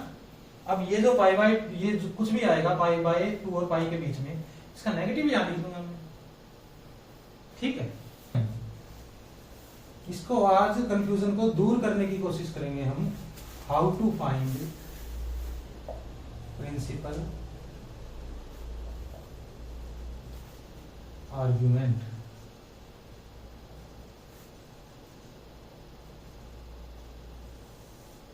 ठीक है, अभी तक की जो मेरी नॉलेज है, मैं क्या कहता हूं, प्रिंसिपल आर्ग्यूमेंट ऐसा एंगल है इस लाइन के साथ, अगर ये z है मेरा तो इस लाइन के साथ जो पॉजिटिव x एक्सिस बनाता है। ठीक है, तो मैं क्या करूंगा, अलग अलग क्वाड्रेंट्स का अलग अलग तरीके से निकालने की कोशिश करूंगा। सबसे पहले आते हैं फर्स्ट क्वाड्रेंट के अंदर, वो क्या है मेरा, इजी है सबसे। तो पहला case first, z belongs to first quadrant. ठीक है, फर्स्ट क्वाड्रेंट के अंदर जो मेरा z होगा, z is equal to x plus iota y, ये दोनों क्या होंगे पॉजिटिव। तो आर्गुमेंट कैसे निकालूंगा मैं, ऐसा कुछ मिलेगा मुझे, यहां मिलेगा ये और ये डिस्टेंस x, ये y, ये थीटा मुझे निकालना है। ठीक है, डायरेक्ट कैसे निकालूंगा मैं, theta is equal to argument of z। ये क्या है, प्रिंसिपल आर्ग्यूमेंट निकाल रहे हैं ना, तो कैपिटल ए का इस्तेमाल करेंगे हमेशा। tan inverse mod y by mod x। Mod का क्यों इस्तेमाल कर रहा हूं, क्योंकि नेगेटिव आएगा तो मोड की जरूरत पड़ेगी, लेकिन यहां पर भी मोड का इस्तेमाल कर लेते हैं, पॉजिटिव में तो कोई दिक्कत की बात ही नहीं है ना। इसका मतलब क्या है, अगर आपको कोई भी नंबर है आर्गुमेंट निकालना है, फर्स्ट क्वाड्रेंट में है, ऐसा करो आर्गुमेंट निकल गया बस। ठीक है, जैसे कि z is equal to 3+5 iota है, इसका आर्गुमेंट बताओ तो क्या करोगे आप, tan इनवर्स 5/3, ये इसका आर्गुमेंट आ जाएगा। ठीक है, इतना समझ में आया।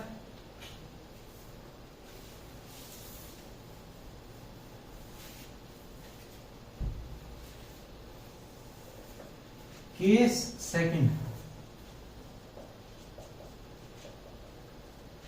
z belong to fourth quadrant.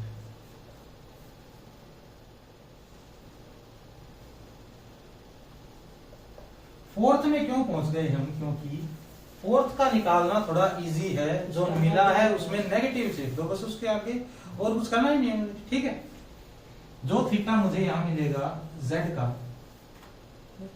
नीचे आएगा ना, अभी तो नीचे आएगा ये जो थीटा है, ठीक है। इसको निकालने के लिए मैं क्या करूंगा, इसका रिफ्लेक्शन देखूंगा ऊपर। वो रिफ्लेक्शन क्या होगा, x को पॉजिटिव रखेगा और y को नेगेटिव से पॉजिटिव में बदल देगा, वो यहाँ होगा। और वो थीटा ऐसे निकाल सकता हूं मैं, और इसका कर दूंगा फिर मैं ऐसे, थीटा इज इक्वल टू, ये आएगा भाई टेंजेंट, ये पहले तो इसको लिख देता हूं argument z is equal to minus of tangent mod y by mod x, ठीक है। मोड लगाना नहीं बोलेंगे हम, इनवर्स नहीं आएगा किसका इनवर्स, tan इनवर्स। हाँ इनवर्स आएगा भी, tan इनवर्स, ठीक है। tan inverse mod y by mod x, ठीक है।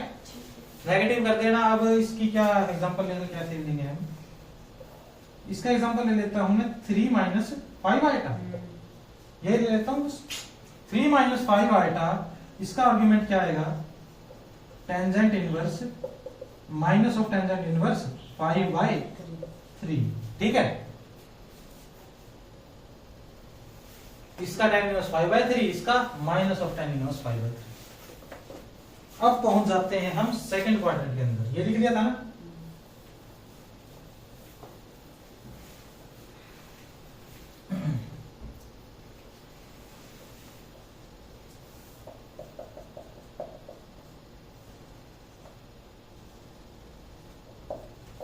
Z belong to second quadrant, ठीक है। सेकंड क्वाड्रेंट में जब मेरा कोई नंबर होगा वो यहां दिखेगा कुछ, ठीक है, कि R जो लाइन होगी वो मेरी ऐसे दिखेगी। तो यहां से क्या बोल सकता हूं मैं, ये जो एंगल होगा यही मेरा आर्गुमेंट होगा ना, और ये पाई माइनस पाई के बीच में है ही, तो इसको ज्यादा दिक्कत की जरूरत है नहीं। इसको क्या करूंगा मैं, इसको निकालूंगा किस तरीके से, पूरा तो मैं ये निकाल नहीं सकता है डायरेक्ट। तो सबसे पहले ये अल्फा निकालूंगा, पाई में से अल्फा घटा दूंगा, यहां पहुंच जाऊंगा, ठीक है। और इसको कैसे निकालोगे आप, ये जो अल्फा है, अल्फा इज इक्वल टू, अब ये है मोड x मोड y, ये z है equal to x plus iota y, ठीक है। अल्फा इज इक्वल टू, इसके अंदर क्या होगा भाई, इसको पहचानोगे कैसे, x तो है नेगेटिव, y है पॉजिटिव, उसके अंदर दोनों नेगेटिव थे, ठीक है। Alpha is equal to tan inverse mod y by mod x, कितना है ये निकाल लोगे, इसीलिए कोई दिक्कत की बात है। और थीटा कैसे निकालोगे, theta is equal to argument of z, principal argument of z is equal to pi minus tan inverse mod y by mod x, ठीक है।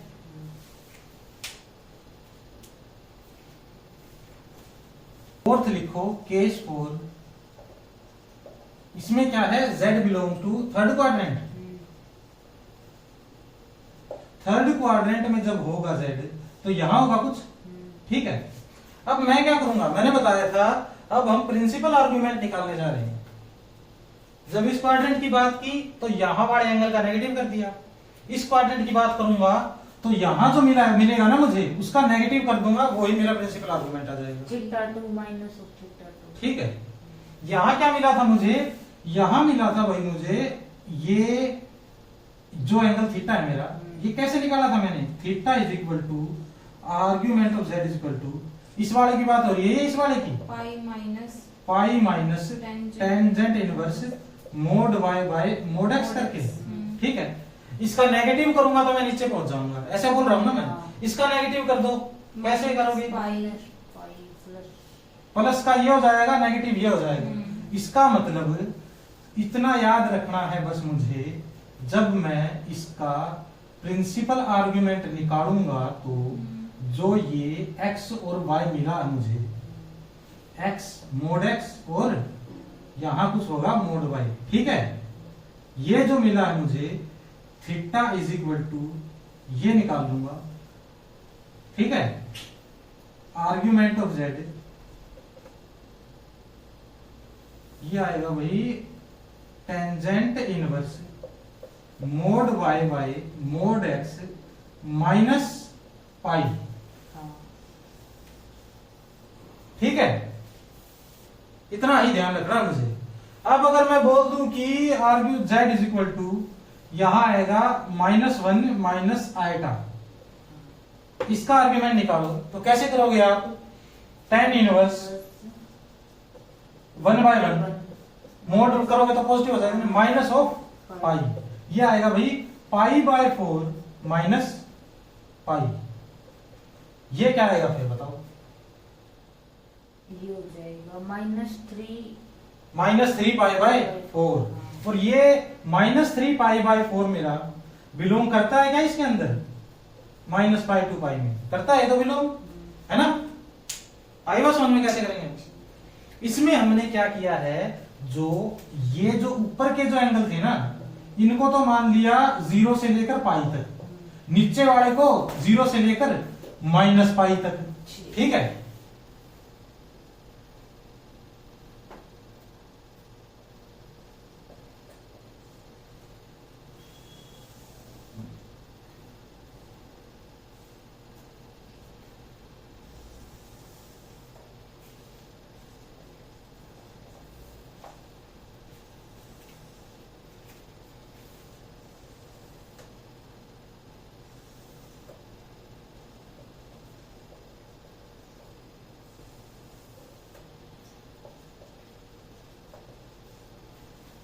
ठीक है, फर्स्ट लिखो, अगर x क्या हो मेरा इज इक्वल टू 0 और y भी हो इज इक्वल टू 0, ठीक है? ये आएगा नॉट डिफाइंड,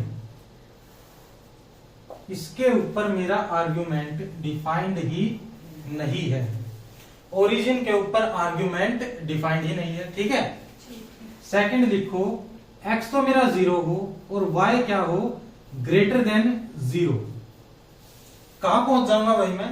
x अगर मेरा 0 है तो y एक्सिस के पास पहुंच गया मैं, y ग्रेटर देन 0 है, y एक्सिस में भी अगर मैं यहां कोई फिगर बनाऊं तो ऊपर ऊपर पहुंच गया, ऊपर π/2 एंगल होता है ना, तो ये डायरेक्ट ही π/2, जिस भी कॉम्प्लेक्स नंबर में x दे ही ना रखा हो, y पॉजिटिव दे रखा हो, तो क्या हो जाएगा? π/2। यहां कहां पहुंच गया मैं? ओरिजिन पे, और इस पोजीशन पे कहा हूं मैं? पॉजिटिव y एक्सिस के ऊपर, पॉजिटिव y एक्सिस पे π/2।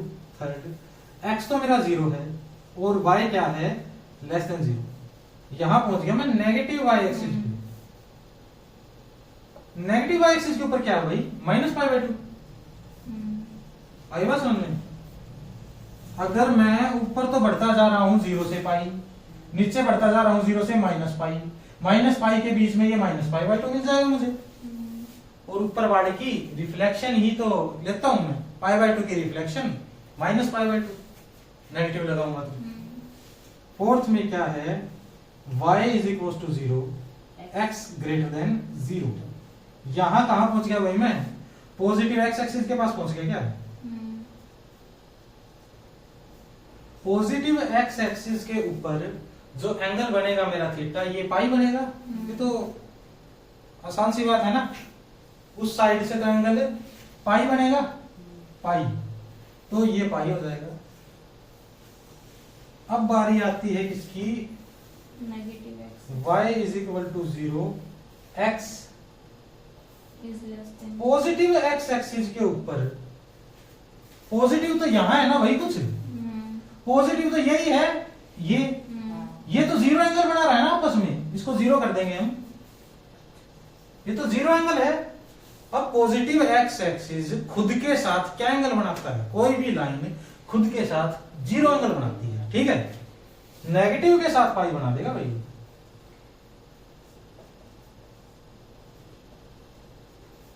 ठीक है? इसको करेक्ट कर लेना अगर आपने गलत लिख दिया हो तो। नेगेटिव के साथ पाई बनाएगा, ये मेरा नेगेटिव एक्स एक्सिस है, ये कहीं पे भी हो, स्मॉल यहां पे भी होगा ना, तो भी एंगल देखोगे तो पाई मिलेगा मुझे, ठीक है? अब बात आ जाती है क्वाड्रेंट्स की। सिक्स्थ लिख देता हूं मैं यहाँ पे, अगर x ग्रेटर देन 0, y भी ग्रेटर देन 0, तो क्या होगा? फर्स्ट क्वाड्रेंट में है ना, tangent inverse mod y by mode x, बस इतना ही करूंगा मैं। 7th में लिख देता हूं, सेकंड क्वाड्रेंट में, या फिर पहले फोर्थ की बात कर लेते हैं। फोर्थ कुछ इस तरीके से दिखेगा ना मुझे।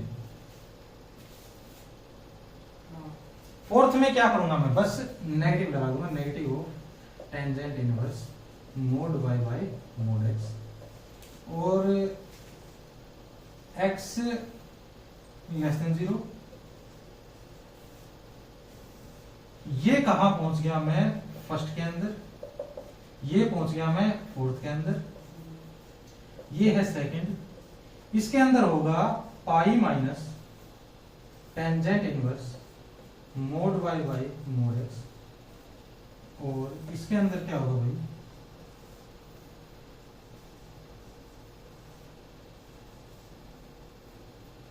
y भी, x भी लेस देन 0 और y भी लेस देन 0। ये आएगा मेरा थर्ड क्वाड्रेंट। यहां होगा tan inverse mod y by mod x minus pi.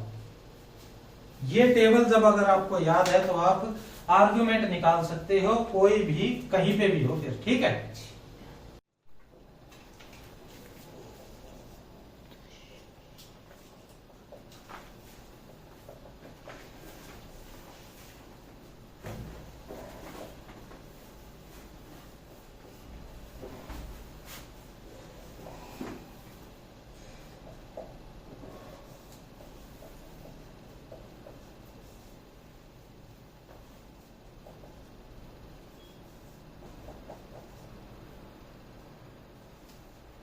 ये देखो, इसमें क्या करना है, आर्ग्यूमेंट निकालना है और प्रिंसिपल आर्ग्यूमेंट निकालना है। आर्ग्यूमेंट इसका क्या आएगा भाई, tan इनवर्स 1 बाय 1 बाय 1, ये क्या आएगा पाई बाय 4, ये आ गया मेरा प्रिंसिपल आर्ग्यूमेंट। और argument of z is equal to principal argument plus 2n pi बोल दूंगा मैं, ठीक है। ऐसा कुछ आ जाएगा मेरा, जो भी प्रिंसिपल आर्ग्यूमेंट आएगा मेरा, उसके अंदर मैं 2n पाई ऐड करता जाऊंगा तो मेरा ये आर्ग्यूमेंट प्राप्त हो जाएगा मुझे। आगे मैं क्या करूंगा, प्रिंसिपल आर्ग्यूमेंट निकालूंगा और उसको यहां पुट कर दूंगा, कोई भी आए वो, ठीक है, पॉजिटिव नेगेटिव कैसा भी हो। इसका क्या होगा भाई, tan इनवर्स, ये भी ऐसा ही होगा tan इनवर्स। अब ये कौन से क्वाड्रेंट में है, तो इसका मतलब इसका 1 प्लस 2n पाई, ये कौन से 1 प्लस क्यों, पाई बाय 4 आएगा ना। हाँ हाँ सॉरी, पाई बाय 4 भाई। ये कौन से क्वाड्रेंट में है, ये है सेकंड क्वाड्रेंट में। ये चेक करो एक बार, सेकंड क्वाड्रेंट के अंदर क्या करता हूं मैं, आर्ग्यूमेंट ऑफ z निकालने के लिए pi minus tangent inverse 1 by 1 ऐसा कुछ करूंगा। पाई माइनस पाई बाय 4, ये आएगा 3 पाई बाय 4, ठीक है। ऐसे ही जो आर्ग्यूमेंट ये आ जाएगा 3 पाई बाय 4 प्लस 2n पाई, ठीक है। आगे चलेंगे हम, तो आगे क्या है मेरे पास, ये थर्ड है ना। थर्ड में, थर्ड कौन से क्वाड्रेंट के अंदर है, थर्ड है फोर्थ क्वाड्रेंट के अंदर। तो minus of tangent inverse 1 is equal to argument, principal argument, ये क्या आएगा माइनस ऑफ पाई बाय 4, और वो फिर आप लिख लोगे, हाँ लिख लेंगे, minus pi by 4 plus 2n pi, n belong to z, ठीक है। इसको क्या कर रहा है, माइनस, ये फोर्थ क्वाड्रेंट में है, हाँ तो minus of tan inverse mod y by mod x। पीछे देखोगे ना टेबल के अंदर, टेबल में कर रखा है ना ये। फोर्थ में क्या आएगा, फोर्थ मेरा है पॉजिटिव x एक्सिस के ऊपर, √2 पॉजिटिव x एक्सिस के ऊपर है, पॉजिटिव x एक्सिस पे 0 आता है प्रिंसिपल आर्ग्यूमेंट, 0, और ये क्या आ जाएगा फिर 2n pi,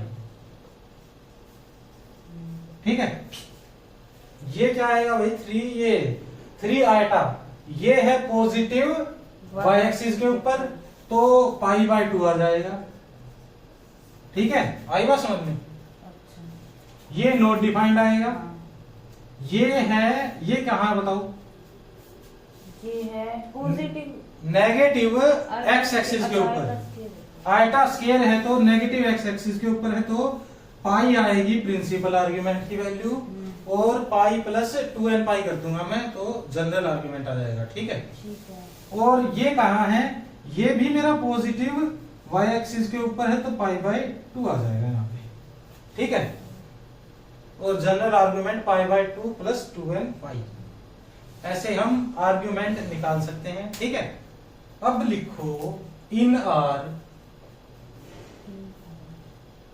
neighbourhood of infinity को कैसे देता हूं मैं, k टू इंफिनिटी ऐसे लेता हूं कुछ। ठीक है,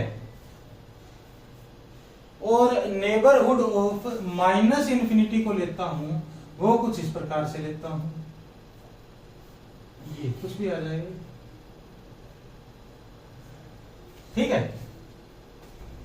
लेकिन जो कॉम्प्लेक्स प्लेन है मेरा उसके अंदर इंक्रीजिंग और डिक्रीजिंग का तो कोई चक्कर ही नहीं है ना।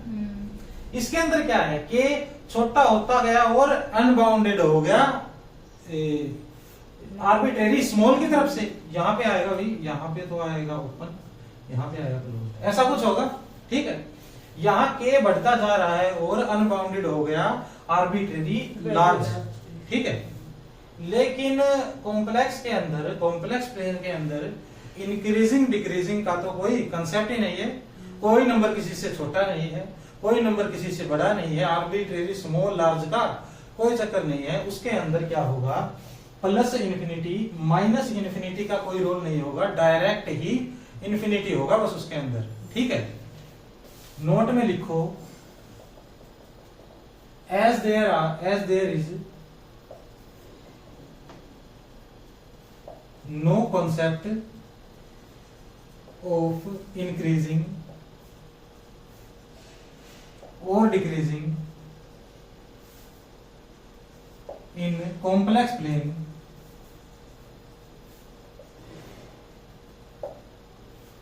so there is no concept of minus infinity। ठीक है, इसके अंदर क्या होगा भाई, neighbourhood of infinity in complex plane.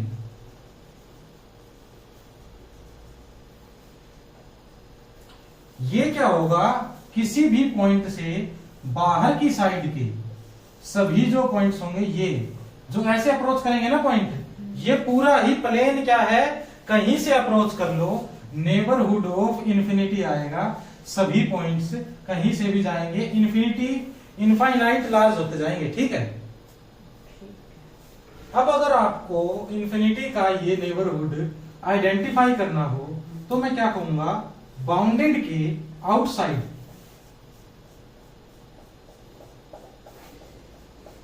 ये भी क्या होगा, नेबरहुड ऑफ इंफिनिटी आ जाएगा। ठीक है, अगर कोई बाउंडेड सेट है मेरा, बाउंडेड बॉल मान लो, अगर सर्कल कोई है या फिर बाउंडेड रीजन है एक, उसके आसपास का सारा एरिया ले लूंगा इनफाइनाइट लार्ज तक, वो नेबरहुड ऑफ इंफिनिटी आ जाएगा। ठीक है, लेकिन अगर मैं इस टाइप का कोई एरिया लेता हूं, जैसे कि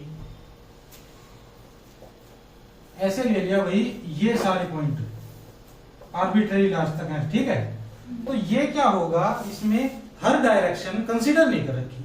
ठीक है, तो ये नेबरहुड नहीं होगा। ठीक है, नॉट नेबरहुड ऑफ इंफिनिटी।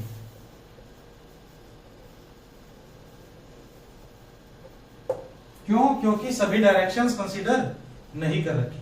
ठीक है, ये आउटसाइड ऑफ बाउंडेड रीजन है, ये तो नेबरहुड होगा, पक्की बात है, ये नेबरहुड नहीं होगा, और ये भी नेबरहुड नहीं होगा इंफिनिटी का। अगर कुछ ऐसा है बाउंडेड रीजन और बाउंडेड रीजन के अंदर का ले लिया कुछ हिस्सा, ये भी नॉट नेबरहुड ऑफ इंफिनिटी। ठीक है, ये तो साफ ही पता लग रहा है।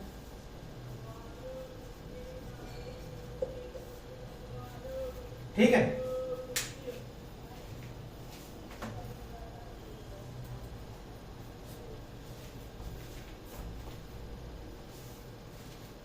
इसको कर दो रब।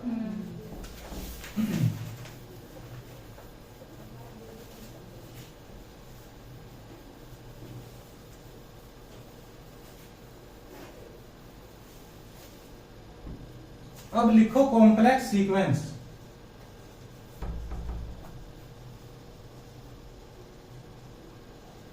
कॉम्प्लेक्स सीक्वेंस, अब रियल सीक्वेंस क्या होती है, कोई इस टाइप की एक्सप्रेशन होती है ना, उसको बोलते हैं हम कॉम्प्लेक्स सीक्वेंस। क्या होगी, इस टाइप की हो जाएगी, ठीक है।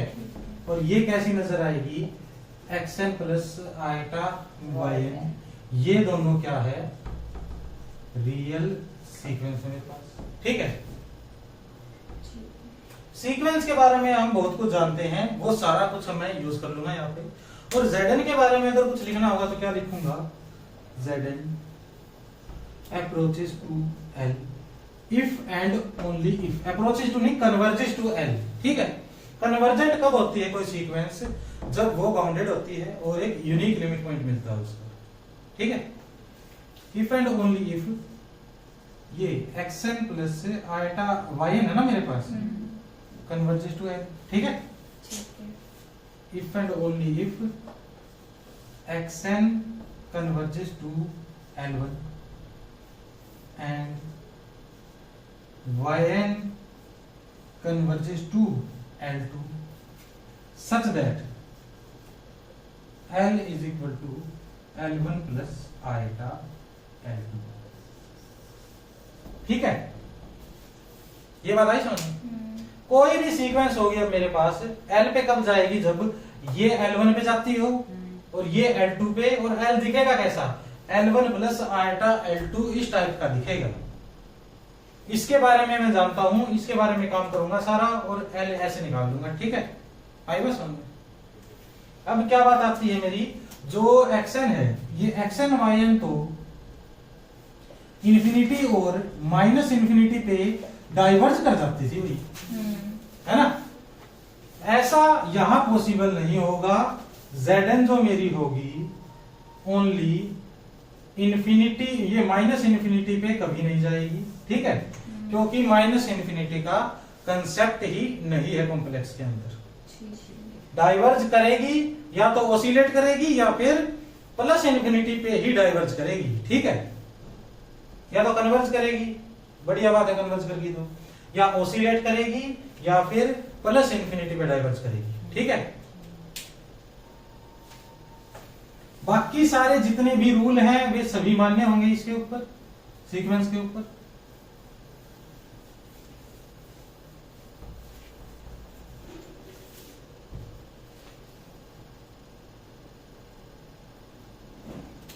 इसका मतलब जब मैं Zn minus r L less than epsilon बोलूंगा तो xn माइनस L1,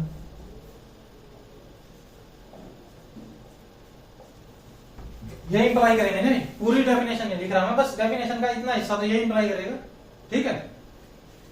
अब लिखो सम इंपॉर्टेंट रिजल्ट्स।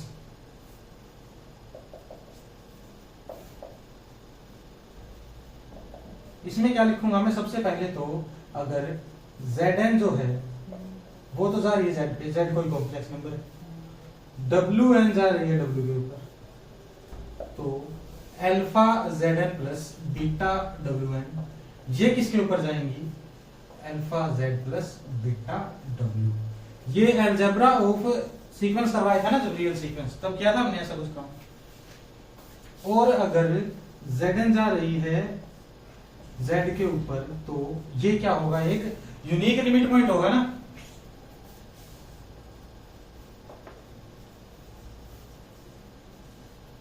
तीसरा है मोड, अगर Zn Z के ऊपर जा रही है, ये क्या इंप्लाई करता है, मोड Zn जाएगी मोड Z के ऊपर, ठीक है।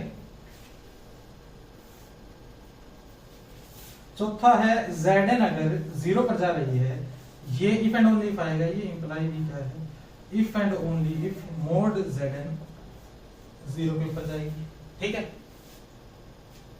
और पांचवा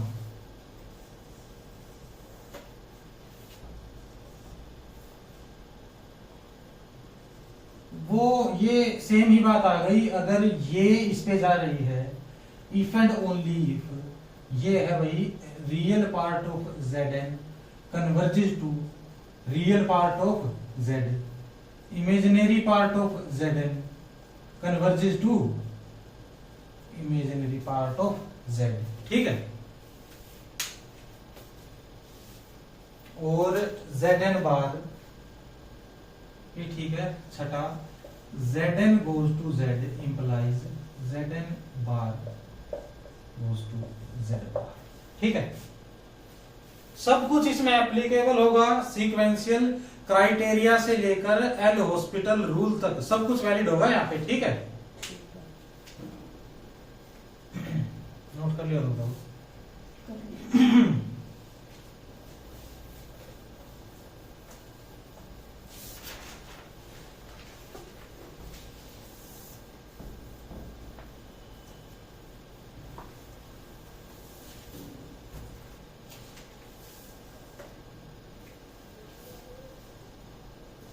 क्वेश्चंस कितने हो चुके हैं हमारे? 8। 9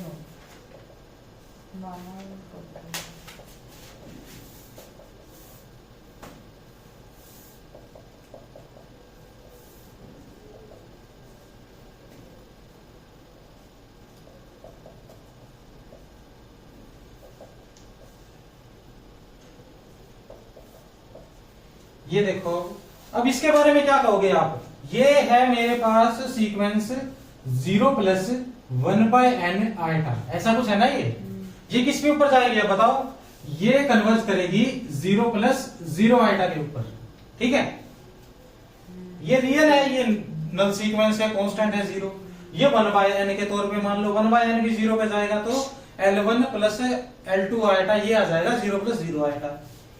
ये जाएगी भाई, ये है 1 प्लस 1/n आइटा, ये है मेरी xn, ये है मेरी yn, ये कन्वर्ज कर जाएगी 1 प्लस 0 आइटा के ऊपर, और ये कन्वर्ज कर जाएगी दोबारा ही 0, ठीक है।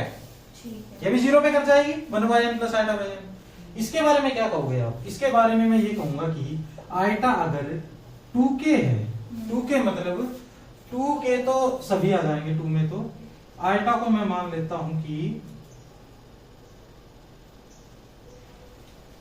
आइटा 4k है, ऐसा कुछ मान लेता हूं, है ना। 4k होगा तो क्या वैल्यू देगा ये? 1। आइटा की पावर 4 का कुछ मल्टीपल 1 वैल्यू देगा हमेशा, इज इक्वल टू 1। आइटा की पावर 4k प्लस 1, ये कैसी वैल्यू देगा बताओ? 4k प्लस 1 करूंगा तो दोनों साइड आइटा से मल्टीप्लाई कर दूं मैं, तो ये सीक्वेंस तो कन्वर्ज कर जाएगी किसके ऊपर? 1 के ऊपर। ये सब सीक्वेंस आ गई ना इसकी। अब ये सब सीक्वेंस कन्वर्ज कर जाएगी आइटा के ऊपर, ठीक है। समझ में आई बात ये? और 4k प्लस 2 करूंगा तो बताओ क्या होगा? -1। ये कैसे किया मैंने बताओ? इसको आइटा स्क्वायर से मल्टीप्लाई किया, आइटा स्क्वायर -1 आ जाएगा मल्टीप्लाई में, और -1 इंटू 1 -1 आ जाएगा, ठीक है। और 4k आइटा की पावर 4k प्लस 3, ये क्या होगा बताओ? Minus iota. तो ये सीक्वेंस मेरी ओसिलेट कर जाएगी, ठीक है। ओसिलेट कर जाएगी तो इसको क्या बोल दूंगा मैं? ये कन्वर्ज नहीं करती, ठीक है, डज नॉट कन्वर्ज।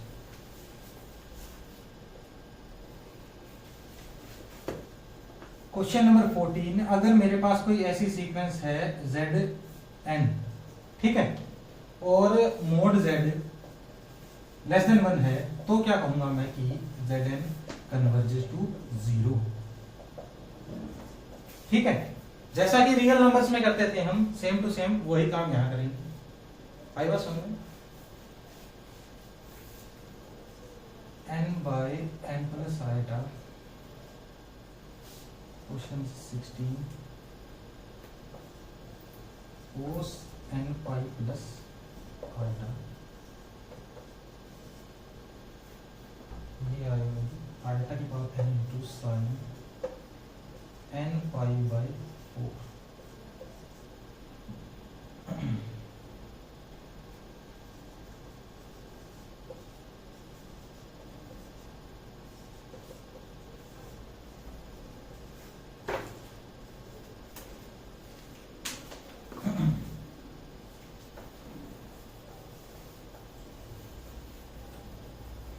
ये सीक्वेंस देखो हमारी, जो ये है n by n plus iota, इसको आप सोल्व करना चाहोगे तो xn प्लस yn की फॉर्म में लिखने की कोशिश करोगे पहले इसे। वो कैसे लिख सकते हो आप? क्वेश्चन नंबर 15 जो है उसको n by n plus iota multiply n minus iota by n minus iota अगर मैं कर सकता हूं ना ऐसे, तो अब क्या करूंगा, यहाँ पे आएगा n square minus n iota divided by n square minus iota square, n square minus n iota divided by n square plus 1, ऐसा कुछ आएगा। ठीक है, इसको वापिस से क्या कर दूंगा मैं, n square plus 1 minus n iota by n square plus 1। अब जब limit n tends to infinity करोगे, ये क्वांटिटी तो जीरो आ जाएगी और ये कहां जाएगी, 1 पे जाएगी ना, ये n स्क्वायर से डिवाइड करोगे तो इसका मतलब L1 तो आ गया 1, L2 क्या आ गया 0, तो ये वाली किस पे जाएगी 1। ठीक है, 1 प्लस 0 आइटा भी लिख सकते हो आप। ये इसमें कन्वर्ट कर लिया मैंने xn और ये है yn। ठीक है, इसके इनटू में क्या है आइटा। ठीक है, अब 16 की बारे में बात करोगे। 16 में क्या होगा, ओसिलेट करेगी, ओसिलेट करेगी ना, n की वैल्यू आप बदलते जाओगे और कुछ आती जाएगी। अब सब सीक्वेंस आप अपनी मर्जी से भी ले सकते हो, कुछ भी 4k लो, 4k प्लस 1, 4k प्लस 2, कुछ भी लो, ये भी ओसिलेट करेगी और ये भी ओसिलेट करेगी। ठीक है, दोनों ही ओसिलेट करेंगी। आप अपने तरीके से 2 या 3 सब सीक्वेंस इसकी देख लेना और बता देना भाई सब सीक्वेंस अलग अलग लिमिट पॉइंट के ऊपर जा रही है, यूनिक लिमिट पॉइंट नहीं है। इनके बारे में अगर बात करोगे तो ये तो इन्फिनिटी पे कर जाएगी कन्वर्ज। ठीक है, ये भी मेरी किस पे कन्वर्ज करेगी, इन्फिनिटी के ऊपर। माइनस इन्फिनिटी पे कन्वर्ज नहीं करेगी, क्योंकि कॉम्प्लेक्स के अंदर माइनस इन्फिनिटी का कोई कंसेप्ट ही नहीं है। ठीक है, डाइवर्ज कर जाएंगी दोनों। ठीक है, इन्फिनिटी के ऊपर डाइवर्ज कर जाएगी।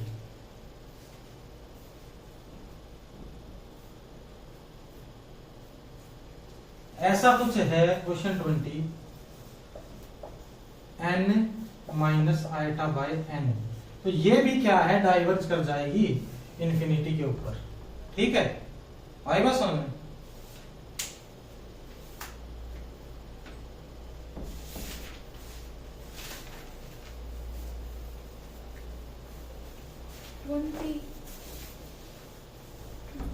ट्वेंटी था n plus iota by n, बस, या n minus iota by n, दोनों ही इन्फिनिटी पे डाइवर्ज कर जाएगी। अब लिखो series of complex numbers.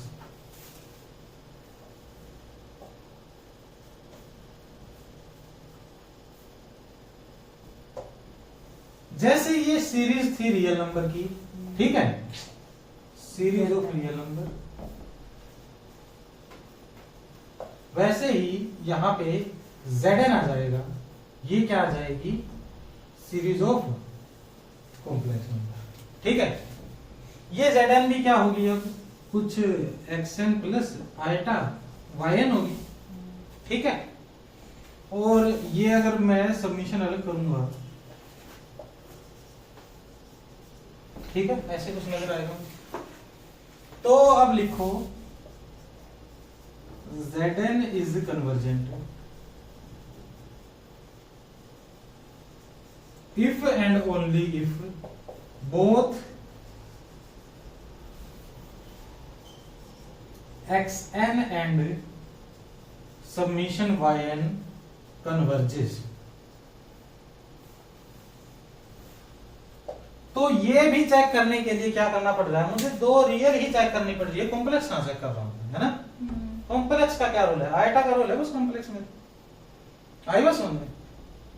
Zn converge कब करेगी, जब ये दोनों कन्वर्ज करेंगी। इफ एंड ओनली इफ है तो इन दोनों को कन्वर्जेंट दिखा दूंगा मैं, ये कन्वर्ज कर जाएंगे। ठीक है, और क्या लिखो आप, बाकी सारे जितने भी रूल होंगे वे सारे इसमें मान्य होंगे। ठीक है, जो टेस्ट थे हमारे वे सभी टेस्ट इसमें मान्य होंगे। जैसे कि मैं लिखता हूं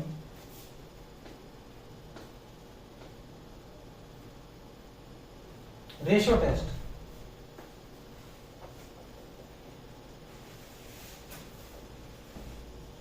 रेशियो टेस्ट के अंदर क्या था, ये कोई सीक्वेंस थी, ये सीरीज थी मेरे पास, तो an plus 1 by an check करता था मैं, limit n tends to infinity, और वो क्या जाती थी l less than 1 greater than 1 is equal to 1, इस पे बात करते थे हम। ये कन्वर्जेंट देता था, ये डाइवर्जेंट, और ये टेस्ट फेल, है ना। रेशियो टेस्ट में इसकी रेशियो करते, इसको 1 बाय n पावर कर देते थे, ऐसा कुछ करते थे। अब इसमें क्या है, an प्लस 1 बाय an की जगह में limit n tends to infinity mod of zn plus 1 by zn check करूंगा, ठीक है। Replace an by mod zn, ठीक है। an को मोड zn से रिप्लेस कर दो, और जितने भी मेरे टेस्ट अभी तक मैंने सीरीज में किए हैं वे सभी वैलिड हो जाएंगे इसके अंदर, ठीक है। वे सभी दोबारा लिखने की तो कोई जरूरत नहीं है ना।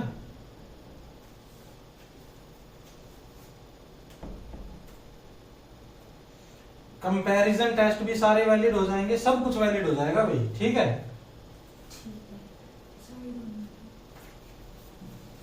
वे सारे टेस्ट थे जो वे आप पढ़कर आओगे अब, ठीक है, उनके बारे में, और उनको लिख भी लोगे। सिर्फ an प्लस 1 था ना, मोड लगा के रिप्लेस कर देना, और सभी टेस्ट वापस दोबारा से लिख लेना आपने, ये काम हो जाएंगे। कोशी कंडेंसेशन टेस्ट, सभी टेस्ट, ठीक है, वे वैलिड होंगे इसके अंदर। बाकी हम कल करते हैं।